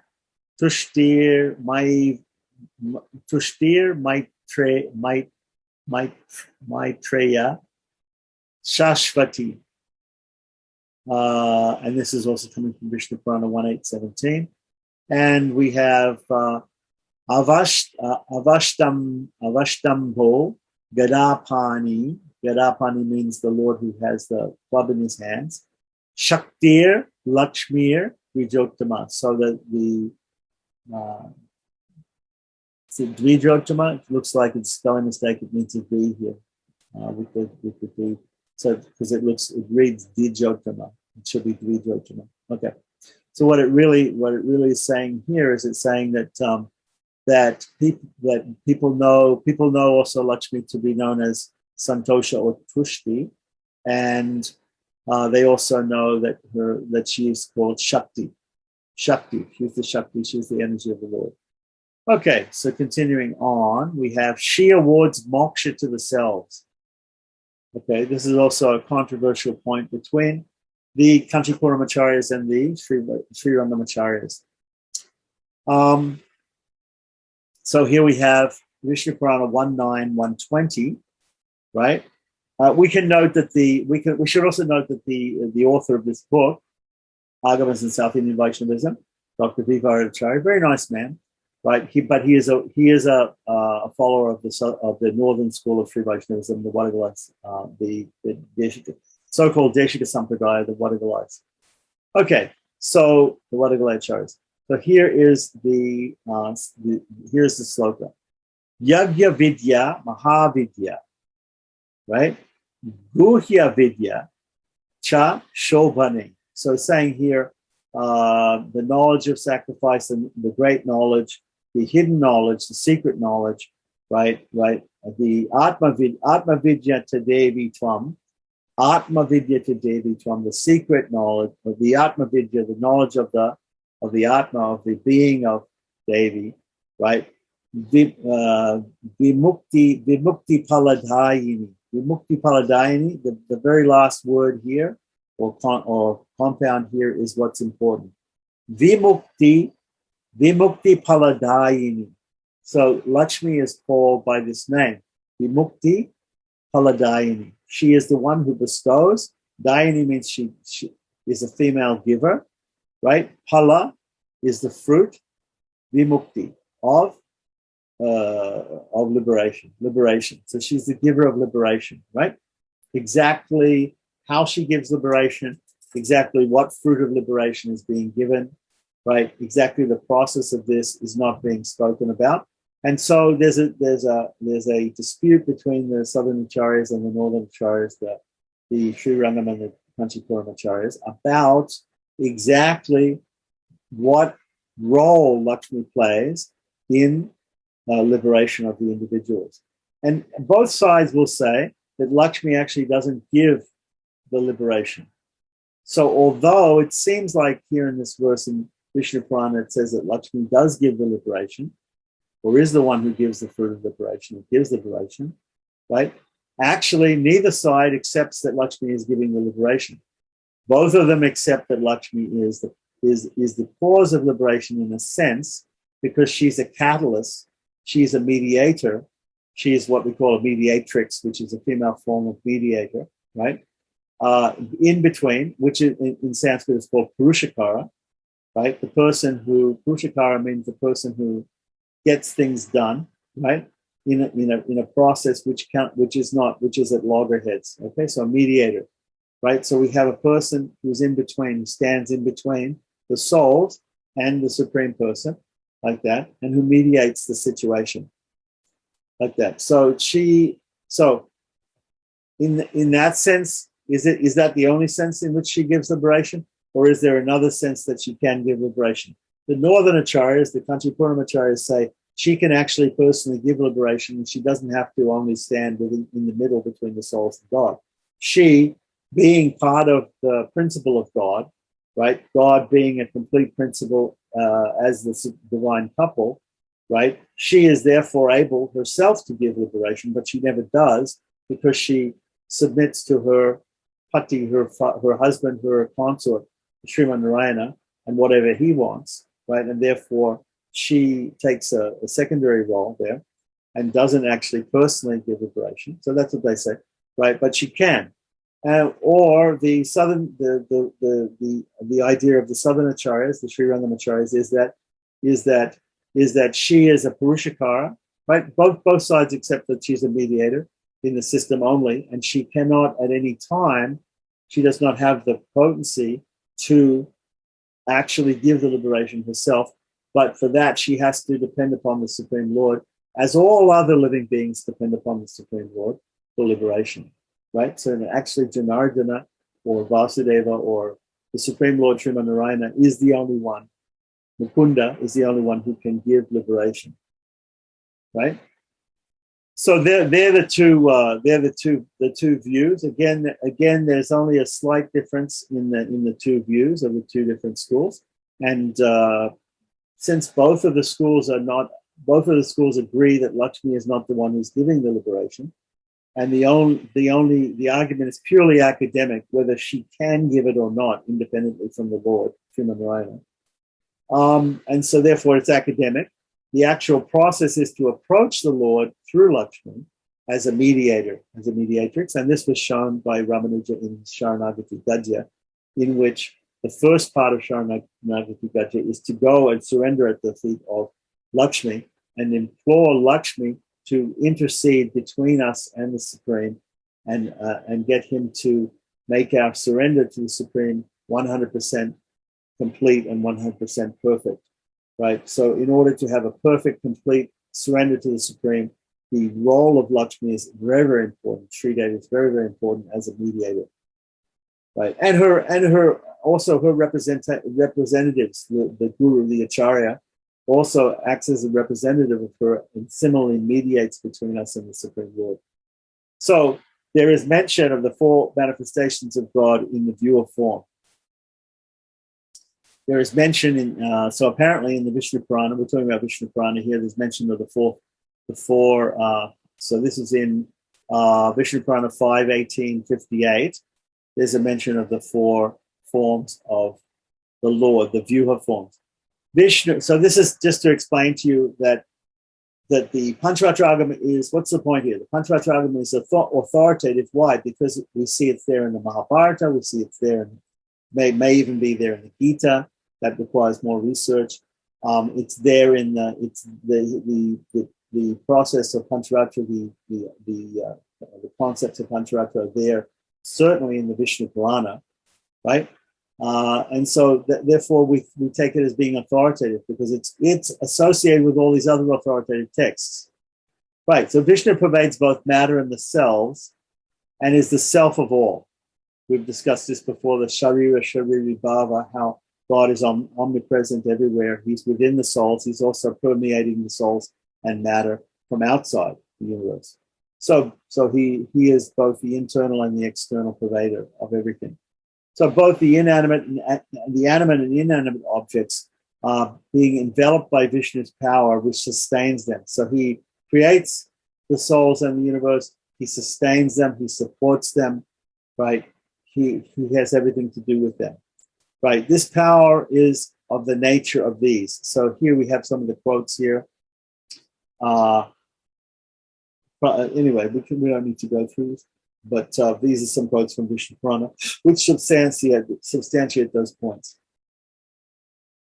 So these doctrines which belong to the Pancharatra system are dealt with in this Purana, the Vishnu Purana. Its date must be before the 4th century CE, or even here it says AD, as a reference is made to it in the Mani Mekalai, which is a Tamil classic, right? So because they know certain dates of other literature, and other literature is talking about this literature, therefore this literature should be before the other literature which mentions it. So the Purana has to be before this Mani Mekalai, which is a Tamil classic which was composed in the 3rd century CE. So, since these doctrines are of ancient origin, they could have been incorporated in this Purana, but the indebtedness of the okay, there's an interesting footnote here that says here that Shri is a source of matter and selves is admitted in both the Vaikhanasa and Pancharatra Agamas. So we would have to look that up and see exactly what that reference is, but that's an interesting point, which I hadn't heard before. Okay, so what are we talking about here? We're talking about, so since these doctrines, the Pancharatra doctrines, are of ancient origin, they could have been incorporated into the Vishnu Purana, but the indebtedness of the Pancharatra texts to it, at least for some of them, cannot be completely ruled out. So the tenets and some of the practices which pertain to the Pancharatra are mentioned in the Bhagavata. God is Sattvatam, Sattvatampati, the leader of the Sattvatas, right? So 5:15. This is from the Bhagavad Purana. So the fourfold manifestation of the Lord is frequently referred to. He has Shri as his consort. So he has the goddess of as his consort and has 6 qualities, right? Reference to the Jiva Kosha. Kosha means a sheath, right? Or indicates the author's acquaintance with the Pancharatra doctrine. There is no method other than prapati to attain moksha. So he's giving a quote here from that. This Purana is doubtless late in origin and contains references to the tantric mode of worship. But this is not of much help in determining the antiquity of the Puranas. Okay, so here he's also saying that the Bhagavad Purana, which is also considered an authoritative Purana, but is of late origin, much later origin at least than the Vishnu Purana, right? It refers to all these different Pancharatric doctrines. So now we're talking about some other Puranas and other scriptures. Vishnu Damotra, Shandila Smriti, Puranas like Padma Purana, Vraha Purana, Garuda Purana, Linga Purana, Vamana Purana, and Itihasa Samuchaya, which is another book, contain topics which dealt with in the Pancharatra texts. The dates of these works have not been fixed to any degree of certainty. It is therefore hard to find out whether the Pancharatra texts are indebted to these sources or the other way around, or whether what they say are these doctrines should be considered to bear the influence of the Agamas. The ancient Tamil classics contain a graphic description of the gods, particularly Vishnu. In the Tamil classics, Vishnu is known as Thiru. The account is identical with that given in Sanskrit works like the Vishnu Purana. The Paripadal, which is a Tamil work, which is a collection of small poems composed about the beginning of the Christian era, has 6 pieces devoted to the praise of Vishnu. Among them, the 3rd section is said to refer to Vishnu as glorified in the Agamas. So here's a quotation from the Paripadal, and he doesn't It's interesting. He's given us to it in transliteration. He hasn't expected us to read the original Tamil script. Virindu ahan ra kelvi anaitinum. Okay, so whatever that means, it has to do with the saying that Vishnu is glorified in the Agamas.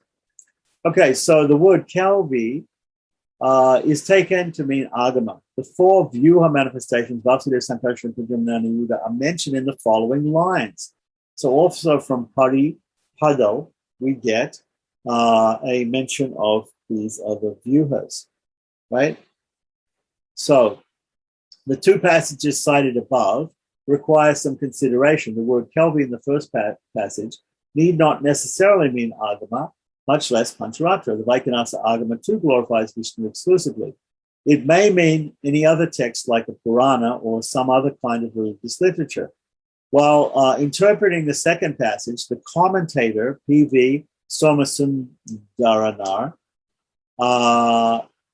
writes that the two lines refer to Vasudeva, Sankarsana, Pradyumna, and Aniruddha respectively, as they can be identified with their colors, black, white, red, and green. So there we have these Vyuhas have colors. The basis, he bases this identification on the black complexion of Krishna, who is treated as Vasudeva, the son of Vasudeva, right? And the white one of Balarama, who is considered the same as Sankarsana, and who is taken to be Adishesha, descended on earth.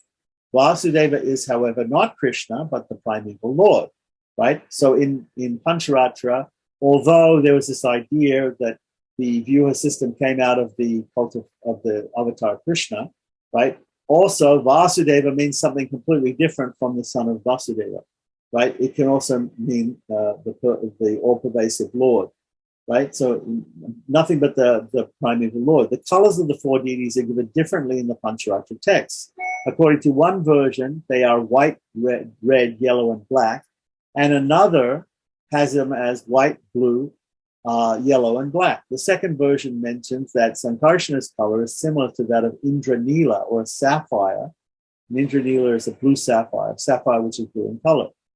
So these two lines of the poem may, however, be taken to denote the four deities, though through their representation by their colors, without considering discrepancies in the colors of the deities as given in the different versions. The Pancharatra doctrines should be taken to have been popular in Tamil Nadu long before the beginning of the Christian era, as Padipadal is taken to have been compiled about the 1st century AD, 1st century CE. So, such a date may not be accepted by some scholars who may offer a different interpretation. The colors may stand for the complexion of the Lord in the Krita or Satya, Treta, Dwapara, and Kali Yugas, respectively. The Vaikanasa and Pancharatra texts and the Bhagavata, the Bhagavad Purana, right, make a reference to this concept. It is, if this interpretation is regarded as forced, the conclusion will not be in favor of the prevalence of the Pancharatra doctrines at the beginning of or prior to the Christian era, but it may accept the prevalence at that time of a concept of a general kind which is not characteristic to any particular agama. So the same work refers to the shrine of Vishnu at Thiru Malirun Chola near Madurai in Tamil Nadu. Okay, so this particular temple at Thiru Malirun Chola, which is also at the top of this Chola, which is a hill, right? Halfway up there is or at the base of the hill, basically, is a temple of Vishnu called Aligarh Kovil. So Kovil in Tamil means temple. Aligarh means beautiful. It refers to the Lord there. In Sanskrit, the name of the deity is Sundaraja Perumal. So this is a very famous Dividation, very famous place. Up on the hill, there is a spring. There's a natural water spring, which is sacred to Murugan or Kartikeya or Skanda, one of the sons of Lord Shiva. And there's a small temple up there as well. But the main temple down at the base of the hill is called Alagar Koil, or Sundaraja Perumal Koil. So this is near to Madurai, and it's very important. So it's called, again, in Tamil, it's called Thiru Chola, near Madurai, in Tamil Nadu. It mentions the black complexion. So the same work refers, so the same work meaning this work, Haripadal, I believe, that he's quoting from, this Tamil work of the 1st century AD. So it refers also to this shrine, this shrine, which is an ancient shrine. It's actually a Vaikanasa Agama temple, right, as far as I remember. It mentions the black complexioned Krishna and the white colored Balarama. The banners of the two deities help in identifying them. Similarly, the temples of Krishna and Balarama are referred to in the Shilpadikaram, which is another Tamil work, and the Purana Nuru, which are both of these works. The two deities that developed are identified by their complexions and also by their banners. The mention of Balarama in the above text may suggest that the Pancharatra concept is meant here, or Balarama could have been respected as he is considered as representing an incarnation of Vishnu. So the cult of Vaishnavism may be indicated here. Particularly, we have to take into account the fact that the Vaikanasa form of worship is adopted in the temple at Tirumalam Chola, right, which is what I mentioned, that particular Alagar Koil, Sundaraj Perumal, they follow Vaikanasa Agama, where both Krishna and Balaram receive worship. Or this need not indicate the prevalence of the Vaikanasa Agama during the period, for the Vaikanasa Agama does not attach importance to the worship of Balarama and Krishna as supreme deities. So that's really very interesting. So the composition of Tirumangai Alwar is the last chronologically of the Alwars, and he has spoken. I believe he has praised this particular temple at Tirumalan Chola or Alagar Koil. Anyway, here he's saying that the composition of Tirumangai Alwar is held to refer to the Pancharatra Agama in a passage where the words Arannul occur, right? So this particular passage is from Periya Tirumoli 10.6.1. And for this understanding, right, we have to look at the commentary of Perivachan Pillai again, right? But this may refer to any text which is based on the Vedas, right? So it's a little bit unclear whether Tirumangal was talking about Pancharatra in his Periya Tirumoli, or whether he is referring to any scripture which is based on the Vedas. The Alwars refer to the different complexions of God in the different yugas, right? And say, for instance, we can look in Thiru Chanda Virutam, and we can see that. So they mention the 5 weapons of Vishnu, right? Also in Thiru Chanda Virutam, including the club, the gada, the mace, right, which is to be held in one of his hands, according to the Pancharatra tradition, normally the lower left hand, and by whom Vasudeva and Arjuna are adorable. Vasudeva and Arjuna are adorable. This would mean that Vasudeva and Arjuna are considered to be fit to be worshipped, posing a question as to why the word Vasudeva could not be taken as derived from Vasudeva with the suffix an, according to Astadhyayi, which is by Panini, the 8 chapters of grammar by Panini. The particular Panini, the particular sutra being told here is 4.114, in the sense of offspring, right? So the idea here is that Vasudeva, with a short a, has a particular suffix, or the a in the first syllable gets lengthened, and that indicates the sense of an offspring of that person, right? So Vasudeva is the offspring of Vasudeva, according to Panini Sutra in Astadhyayi 4.114. Patanjali, the author of Mahabharata, the commentary on Panini Sutras, or the Astajai, right, remarks that the word Vasudeva here is the name of a god and not that of a Kshatriya.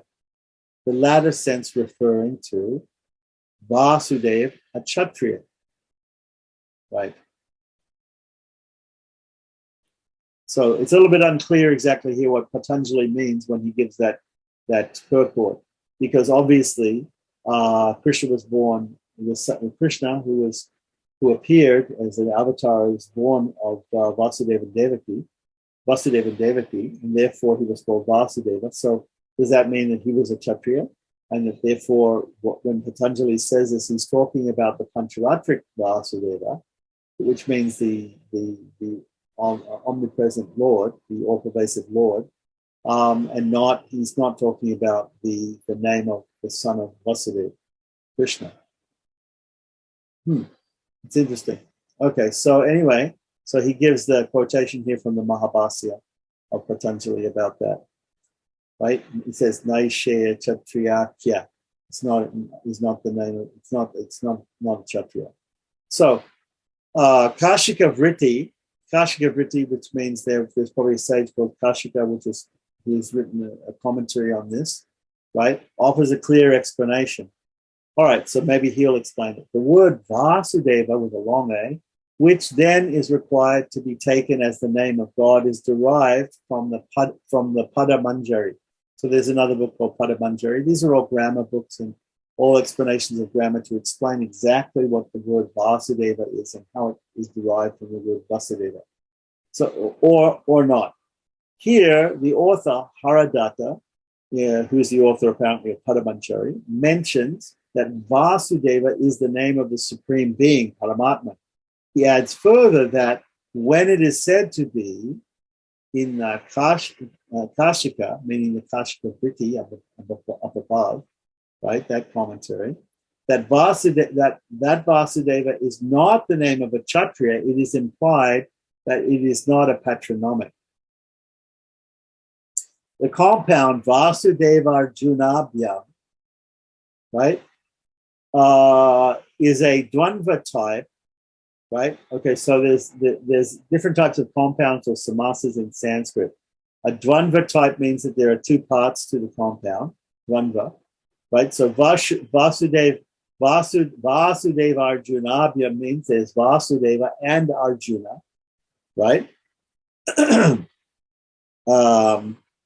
As we see that there's a dual case ending here, Abhya, yes? Okay, and which and must have the word Arjuna as its first member because of the less number of vowels according to the rules. So there is a couple of rules in Astajai. There's a couple of sutras, 2, 33, and 34, which say that in this type of compound, right, that the word that has less syllables has to come first. So here we have Vasudeva. It's got 4 syllables. Arjuna has 3 syllables. So when making a compound like this, we have to say Arjuna Vasudevabhyam and not Vasudeva Arjunabhyam, according to Panini's Astajai, right? This is the type of type of compound that can be made, right? Okay, so but in accordance to the Vartika is also a commentary, right, on Vartika, or the commentary on Panini's Astajai 2.234, that sutra, the word Vasudeva denotes one worthy of respect and so is placed as the first member. Okay, so for a complete understanding of this, we will have to defer to our Sanskrit professor, Dr. Thiru, and we will ask him about this because it's very interesting to see how these different compounds in Sanskrit have to be made in a certain way. If they're made in a certain way, then they indicate different things than if they're made in another way. Right, so this is the point that he's making here. Obviously, he's a learned person in Sanskrit grammar, and therefore he's making this point that it is Vasudeva Arjunabhyam and not Arjuna Vasudevabhyam, right? So because Vasudeva comes first because the word Vasudeva is worthy of respect, right? And so should be placed first, even though the word Vasudeva, according to the rules, should not be placed first because it has more syllables than Arjuna. Okay. So this evidence proves that about 800 BC, the period of Panini. So Panini was from a very ancient time, right? 800 BCE or BC here, right? And therefore, it proves the word Vasudeva already meant the name of a person who is shown respect. That it is not the name of a Kshatriya is made clear by Patanjali, who lived in about 150 BC or BCE. One can say that Panini may not mean God, but only the son of Vasudeva. But it cannot be wrong to hold that Patanjali must have been following a tradition to which Panini also belonged. Vasudeva, right, is the name of God and not Vasudeva's son alone. As the latter commentators explain, there's a justification for taking the word Vasudeva in the sense of the supreme deity in the Pancharatra system. This would give a date of about 800 BC when the Pancharatra doctrines became developed into a system. This is a very interesting argument that he's making here. And I'm sure that there are some people who will not accept this argument, but he makes sense. He goes through it logically, and he says how we know because Panini is saying like this, and because Patanjali is following Panini, therefore we should understand that the Pancharatra doctrines are very old, because this type of compound could not be made unless the person believed that Vasudeva was worthy of great respect and therefore is a name of God, right? It is held by some scholars that Arjuna, whose name is mentioned in the sutra, cited above, along with that of Vasudeva, was also respected, and that there was also an Arjuna cult in vogue then, which, however, became merged with the Vasudeva cult and was forgotten in latter days. So that's somebody's idea. This contention deserves serious consideration. 4 different suffixes are enjoined in the sutras 2, 3, 96 to 99, in the sense of bhakti or devotion, which may mean attachment or liking as an illustration. As an illustration, apupika, payasika, maharajika, nakulika, paniniya, and others suggest similarly, right? So there are these words that suggest that. Similarly, bhakti or devotion, right, can be taken to mean devotion in the case of Vasudeva and mere affection in the case of Arjuna. Arjuna received perhaps respect from some admirers for his valor and his intimacy with Krishna. So there are certain inscriptions, these are all different contentions. So there are certain inscriptions in the centuries preceding the Christian era which suggest unmistakably the worship of Vasudeva during that period. The Vaishnava inscription, which is a very famous inscription, which belongs to the 2nd century BCE, right, identifies Vasudeva with Krishna. It mentions a column with a figure of Garuda on its top as erected by Heliodorus, the son of Dion. This was also covered in our discussions on Vaishnavism when we were discussing the origins of Vaishnavism, the historical origins of the worship of Vasudeva and Krishna and the Bhagavatas, right? So we also discussed this. This is a very famous fact. Okay, so there's this column with Garuda on top of it called the Garuda Stamba, right, erected by a Greek person called a Yavana in Sanskrit, right, called Heliodorus, the son of Dion, an inhabitant of Takshashila. He is referred to as a Bhagavata. He is a Bhagavata. He is a Vaishnava, right, a follower of, a worshiper of Lord Vasudeva and Lord Krishna, right, but he was a Greek, right, he was a foreigner. So he came as an ambassador to the court of Antialikides to King Shutiputra, Kotsiputra and Kotsiputra Bhagabhadra. The column is for Vasudeva, the god of gods. It was not erected as a symbol of victory, but as connected with the temple of Vishnu situated on that spot. Right? So we normally see this in the temple. We see Garuda is opposite the Vishnu in the Vishnu temples, sometimes on a column called a Garuda Stamba, but as connected with the temple of Vishnu situated on the spot. Perhaps there was a temple of Vasudeva which required a column, and that was raised by Heliodorus. Another inscription of the 1st century BC was found in Gosundi in Rajasthan, in North India. It refers to the construction of a stone enclosure called Narayana Vartaka for the images of Vasudeva and Sankarshana by the devotee of Shiva who performed an Ashwamedha sacrifice there. So here we have the particular inscription that deals with that. It is found here that both Sankarshana and Vasudeva had temples and enclosures in stone implying their worship. The temples, or at least the images of the two deities which have already been there, which should have already been there. The word Sankarshana, which occurs here as the first member of a compound of a Dvandva type, has no sanction according to the rules of grammar, right? So we see Sankarshana being mentioned first, yes. Up in the inscription, we see in the inscription Sankarshana Vasudevabhyam, right? So in a compound word, we're seeing Sankarshana being mentioned first. Sankarshana Vasudeva. Both of them have 4 syllables. Okay. So the word Sankarshana, which occurs as the first member of the compound of a Dvandva type, right, has no sanction according to the rules of grammar, since Vasudeva is held to be more worthy of respect than Sankarshana, right? So having equal amount of syllables, Vasudeva should come first. Perhaps Sankarshana is here to be taken to refer to Balarama, the elder brother of Krishna. And so he is treated with greater respect.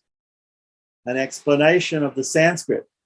Right, that's a very good speculation. Okay, so there is an inscription belonging to the 1st century AD at Morawell, 7 miles from Mathura, 7 miles west of Mathura, which is in Uttar Pradesh, right, in northern India.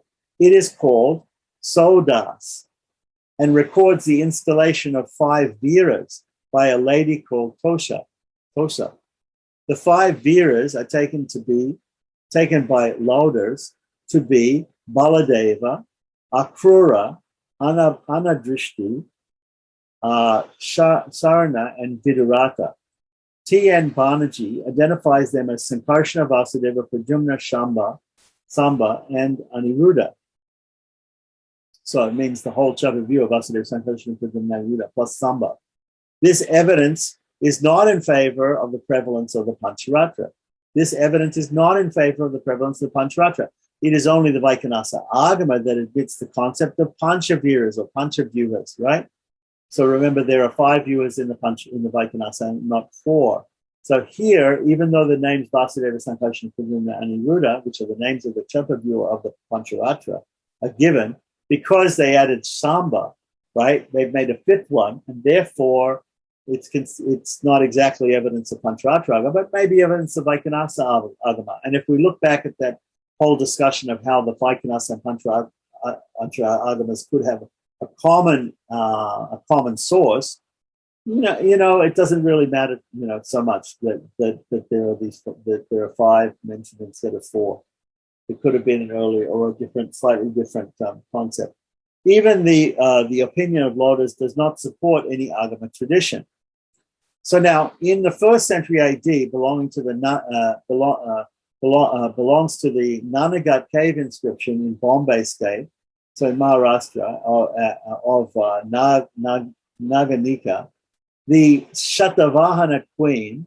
Shatavahana was a dynasty, so there was a queen of the Shatavahana dynasty, right? It contains the expression Namo Sankarshana Vasudevanam. This is the genitive plural of that's interesting. Why is it genitive plural? Okay, So Sankarshana Vasudevanam. Okay. Namo Sankarshana Vasudevanam. Nagnika's husband performed a number of sacrifices, including the Ashwamedha, or the horse sacrifice. The position of the word Sankarshana as the first member of the compound here, right, is to be justified in the same way as the Gosundi inscription, which we just talked about. The inscription of Pravadasena II in the 18th year of his reign, and those of Skandagupta, and the copper plate grants. So they have these inscriptions on copper plates, which represent histories of great personalities granting things to temples and granting things to persons, right? Of Prabhavati Gupta, daughter of Chandragupta II, the second, right, contains the word Bhagavata, Parama Bhagavata, Bhagavata Padanudhyata, and Antya Bhagavad Bhakta. So these are all fantastic words which seem to have their origin in the Pancharatra Agama, all of which suggest the prevalence of Pancharatric doctrines, right? But it's impossible to take the words Bhagavat and Bhagavata as not referring to any particular agamic source, but as relevant references to God as Vishnu. The Vaikhanasa texts use generally the name Vishnu to denote the Supreme Being. They use off and on the same name Bhagavan also to refer to him. And so the word Bhagavat and Bhagavata need not be from the Pancharatra Agama exclusively. They could be from the Vaikhanasa Agama, as he says, right? Which is not a problem because, again, we talked about the common origin, the possibility of the common origin of both of these Agamas, the Vaikhanasa and the Pancharatra. Finally, the Bhana, Padatadika of Shamalaka refers to the temple of Pradyumna. Okay, so another one of the Chaturvyuha. So there's the quotation. The word Devayatana shows the worship of Pradyumna as it was in vogue in the 7th century AD. There seems no other reference to a separate temple of Pradyumna, as there is not any serious objection to admit that the composition of the Mahabharata and the beginning of the Kali Yuga almost coincided, right? Because we say that Krishna left the world, the avatar of Krishna, Srimad Narayana came as the avatar of Krishna. He stayed for 125 years and then he left this world. And when Krishna left this world, it was basically the beginning of the Kali Yuga, right? So at the beginning of the Kali Yuga, the story of Krishna and the Pandavas was written down, the Mahabharata, right? So that there is not any serious objection to admit the composition of the Mahabharata and the beginning of the Kali Yuga almost coincided. Doctrines of the Pancharatra Agama, as they are treated in the Shanti Parva of that epic, right, Mahabharata, could not have been later than this date, right? So that's clear. Due respect should be given to the tradition which mentions that the doctrines recorded in the version received by Narada were revealed for the 7th time, and that they were originally preached in the Krita Yuga, right? So we can trace them back, although they were lost and respoken 6 times, right? We can trace them back to being spoken in the Krita or the Satya Yuga, the first age. To the sophisticated mind of modern scholars, such an ancient date for these doctrines, or as a matter of fact, for any aspect of Hindu culture, is not only absurd and unsupported as it is by circumstantial evidence, but also is against the trend of the current thinking, which assumes that civilization to have been preceded by a period of pre-literate society, right? So modern scholars are not going to accept this. The evidence of a society in the remote past, which could have evolved and nurtured theistic concepts, framed the ways and means of adoring God, and developed them through practice, is, according to modern scholarship of the West and those of the East, who have chosen to abide but wholly by the verdicts of the former, that is, the Indian scholars who follow and ape the Western or European Orientalists, right? opposed to the dictates of reason and thinking, according to them. Absence of historical data, of course, a handicap in which, at the conclusion of many of these issues, on this account, absence of historical data, right? That's a handicap. On this account, it is not absolutely necessary to discard tradition as baseless.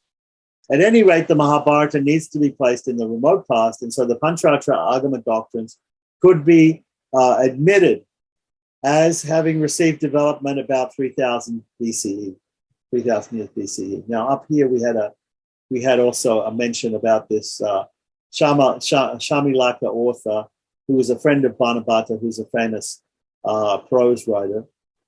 He has kinship with Bana and great scholarship with the poet, and so we should see Harsha Charitra, which is Harsha Charita 3.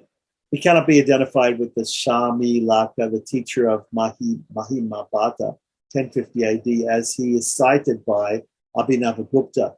Abhinavagupta was a Shaivite Advaitin, not a follower of Shankara, but a Shaivite Advaitin. He was a type of Advaitin who accepts actually the reality of the souls in the world and God, but he's somewhat of an Advaitin. He has written a commentary called Gita Sangraha, which is his commentary on the Bhagavad-Gita. He's a Kashmiri Shaivite Acharya, Abhinavagupta. But he's placed around 1000 AD or 1050, let's say, right? Therefore, he may be placed as a contemporary of Bana, 600 AD, right? So this is not to be understood, right, as cited by Abhinavagupta this other guy who was the teacher of Mahabharata. So some scholars place this work that was discussed there before at 500 AD. Okay, so let's continue on. It will be of interest to note that Pancharatra's antiquity is borne out also by some literary evidence. Bana, the author of Harsha Charita, right, is the earliest Sanskrit poet to mention the Pancharatrikas as the followers of the Pancharatra system. The Brahma Sutras, Ravirendra Sutras, take note of the objection raised against the validity of Pancharatra, which we dealt with before, right, and offer also the refutation of this. Shankara, circa 800 AD or CE, is the earliest commentator on the Brahma Sutras who offers his views on the Pancharatra doctrines. Utpala, 850 AD, circa 850 AD or CE, Spanda Pradipika quotes from, Utpala's Spanda Pradipika quotes from the Pancharatra Shruti and the Pancharatra Upanishad. Okay, so here we have some quotations down here about that. This looks like coming from the Lakshmi Tantra, chapter 15, verse 18a. So whether he means Pancharatra Shruti or Pancharatra Upanishad means the Lakshmi Tantra, I don't know. Here, Shasta refers to Vishnu. Shasta can normally mean a particular devata, but here it refers to Vishnu. Okay, so we'll understand that. Some more passages have also quoted in this work under the general name of Pancharatra. Names of the texts are also mentioned, such as Jaya, Satvada, Poshkara. So these are all names of Pancharatra Samhitas. Vishnu Yamala, Sri Kalpara, Vaihayasa, Hamsa Parameshwara, right? Sankarshana Sutra, and Jabala Sutra. So these are all names of Pancharatra. The last mentioned two works, which are the Sankarshana Sutra and the Jabala Sutra, right, may be taken to suggest that there could have existed in Kashmir some aphorisms of the Pancharatra doctrine associated with the authorship of Sankarshana and Jabali. Right, so these people who wrote these sutras, apparently it has something to do with Kashmir. Okay. So there is a Vaishnava tradition also in Kashmir, but it's become sort of lost. Even the Shaiva tradition has become somewhat lost, but it's really the only tradition that exists anymore. So perhaps this Sankarshana is the name of a character with this name, playing the role of a Pancharatrika in the Agama Dambhara of Jayanta, which is another text which mentions about this. So Jayanta, circa 880 CE or AD, argues in his Nyaya Manjari and his Nyaya Kulika in favor of the validity of the Pancharatra Agama. Bhaskara, about circa 900 AD, who commented upon the Brahma Sutras, Bhaskara being a Beta Vadin prior to Yadava Prakash, and a little bit different idea of Beta Vadin. Bhaskara is basically the starter of the Beta Vad of Vedanta. 900 AD, commented on the Brahma Sutras, as well was well aware of the Pancharatra doctrine. Rajashekara, now I wonder what Bhaskara said in his commentary on the Sutras about the Pancharatra. That we have to look up. Rajashekara, the reputed dramatist of the same period, that is circa 900 AD, refers to the Vyuha doctrine of the Pancharatra. So here he's quoted from, I believe he's quoting here from Rajashekara's Kavya Mimamsa, which is a discussion of Kavya, of plays and poetics, like that. So he quotes that. Okay. So then down there below, we have, however, Somadeva Suri, flourishing around 950 AD or CE, does not mention the Pancharatra system in its doctrines, while he takes care to refer to the doctrines of the systems of thought with which he was familiar then. So it will not be wrong to infer that the Pancharatra doctrines were not so well known in all parts of India, particularly in the Deccan. Right, so this is interesting that sometimes we think of, because in the south, in the Deccan, right, the Deccan refers to the Deccan Plateau of India, which is from Kerala and southern Karnataka. There's a mountain range, the Western Ghats, which comes down from Maharashtra, from Bombay all the way down to the tip, which cuts off that area of the west of India. The rest of the eastern part of the southern India is called the Deccan Plateau. So that is the Deccan, meaning Tamil Nadu, most part of Karnataka, Mysore state, and Andhra Pradesh, Telangana, and those places, right, are on what we call the Deccan Plateau. So that's what is meant by the Deccan. So here he's talking about Pancharatra not being known so much in the Deccan and in those days, in around 950 AD. So it's, in fact, it's the Pancharatra's origin is a North Indian school. Interesting. So however, they were fully known, and the texts wherein these are treated. It's interesting because today we find the Pancharatra mostly being practiced in South India, whereas we understand its origin, the origin of many of those texts, to be in North India.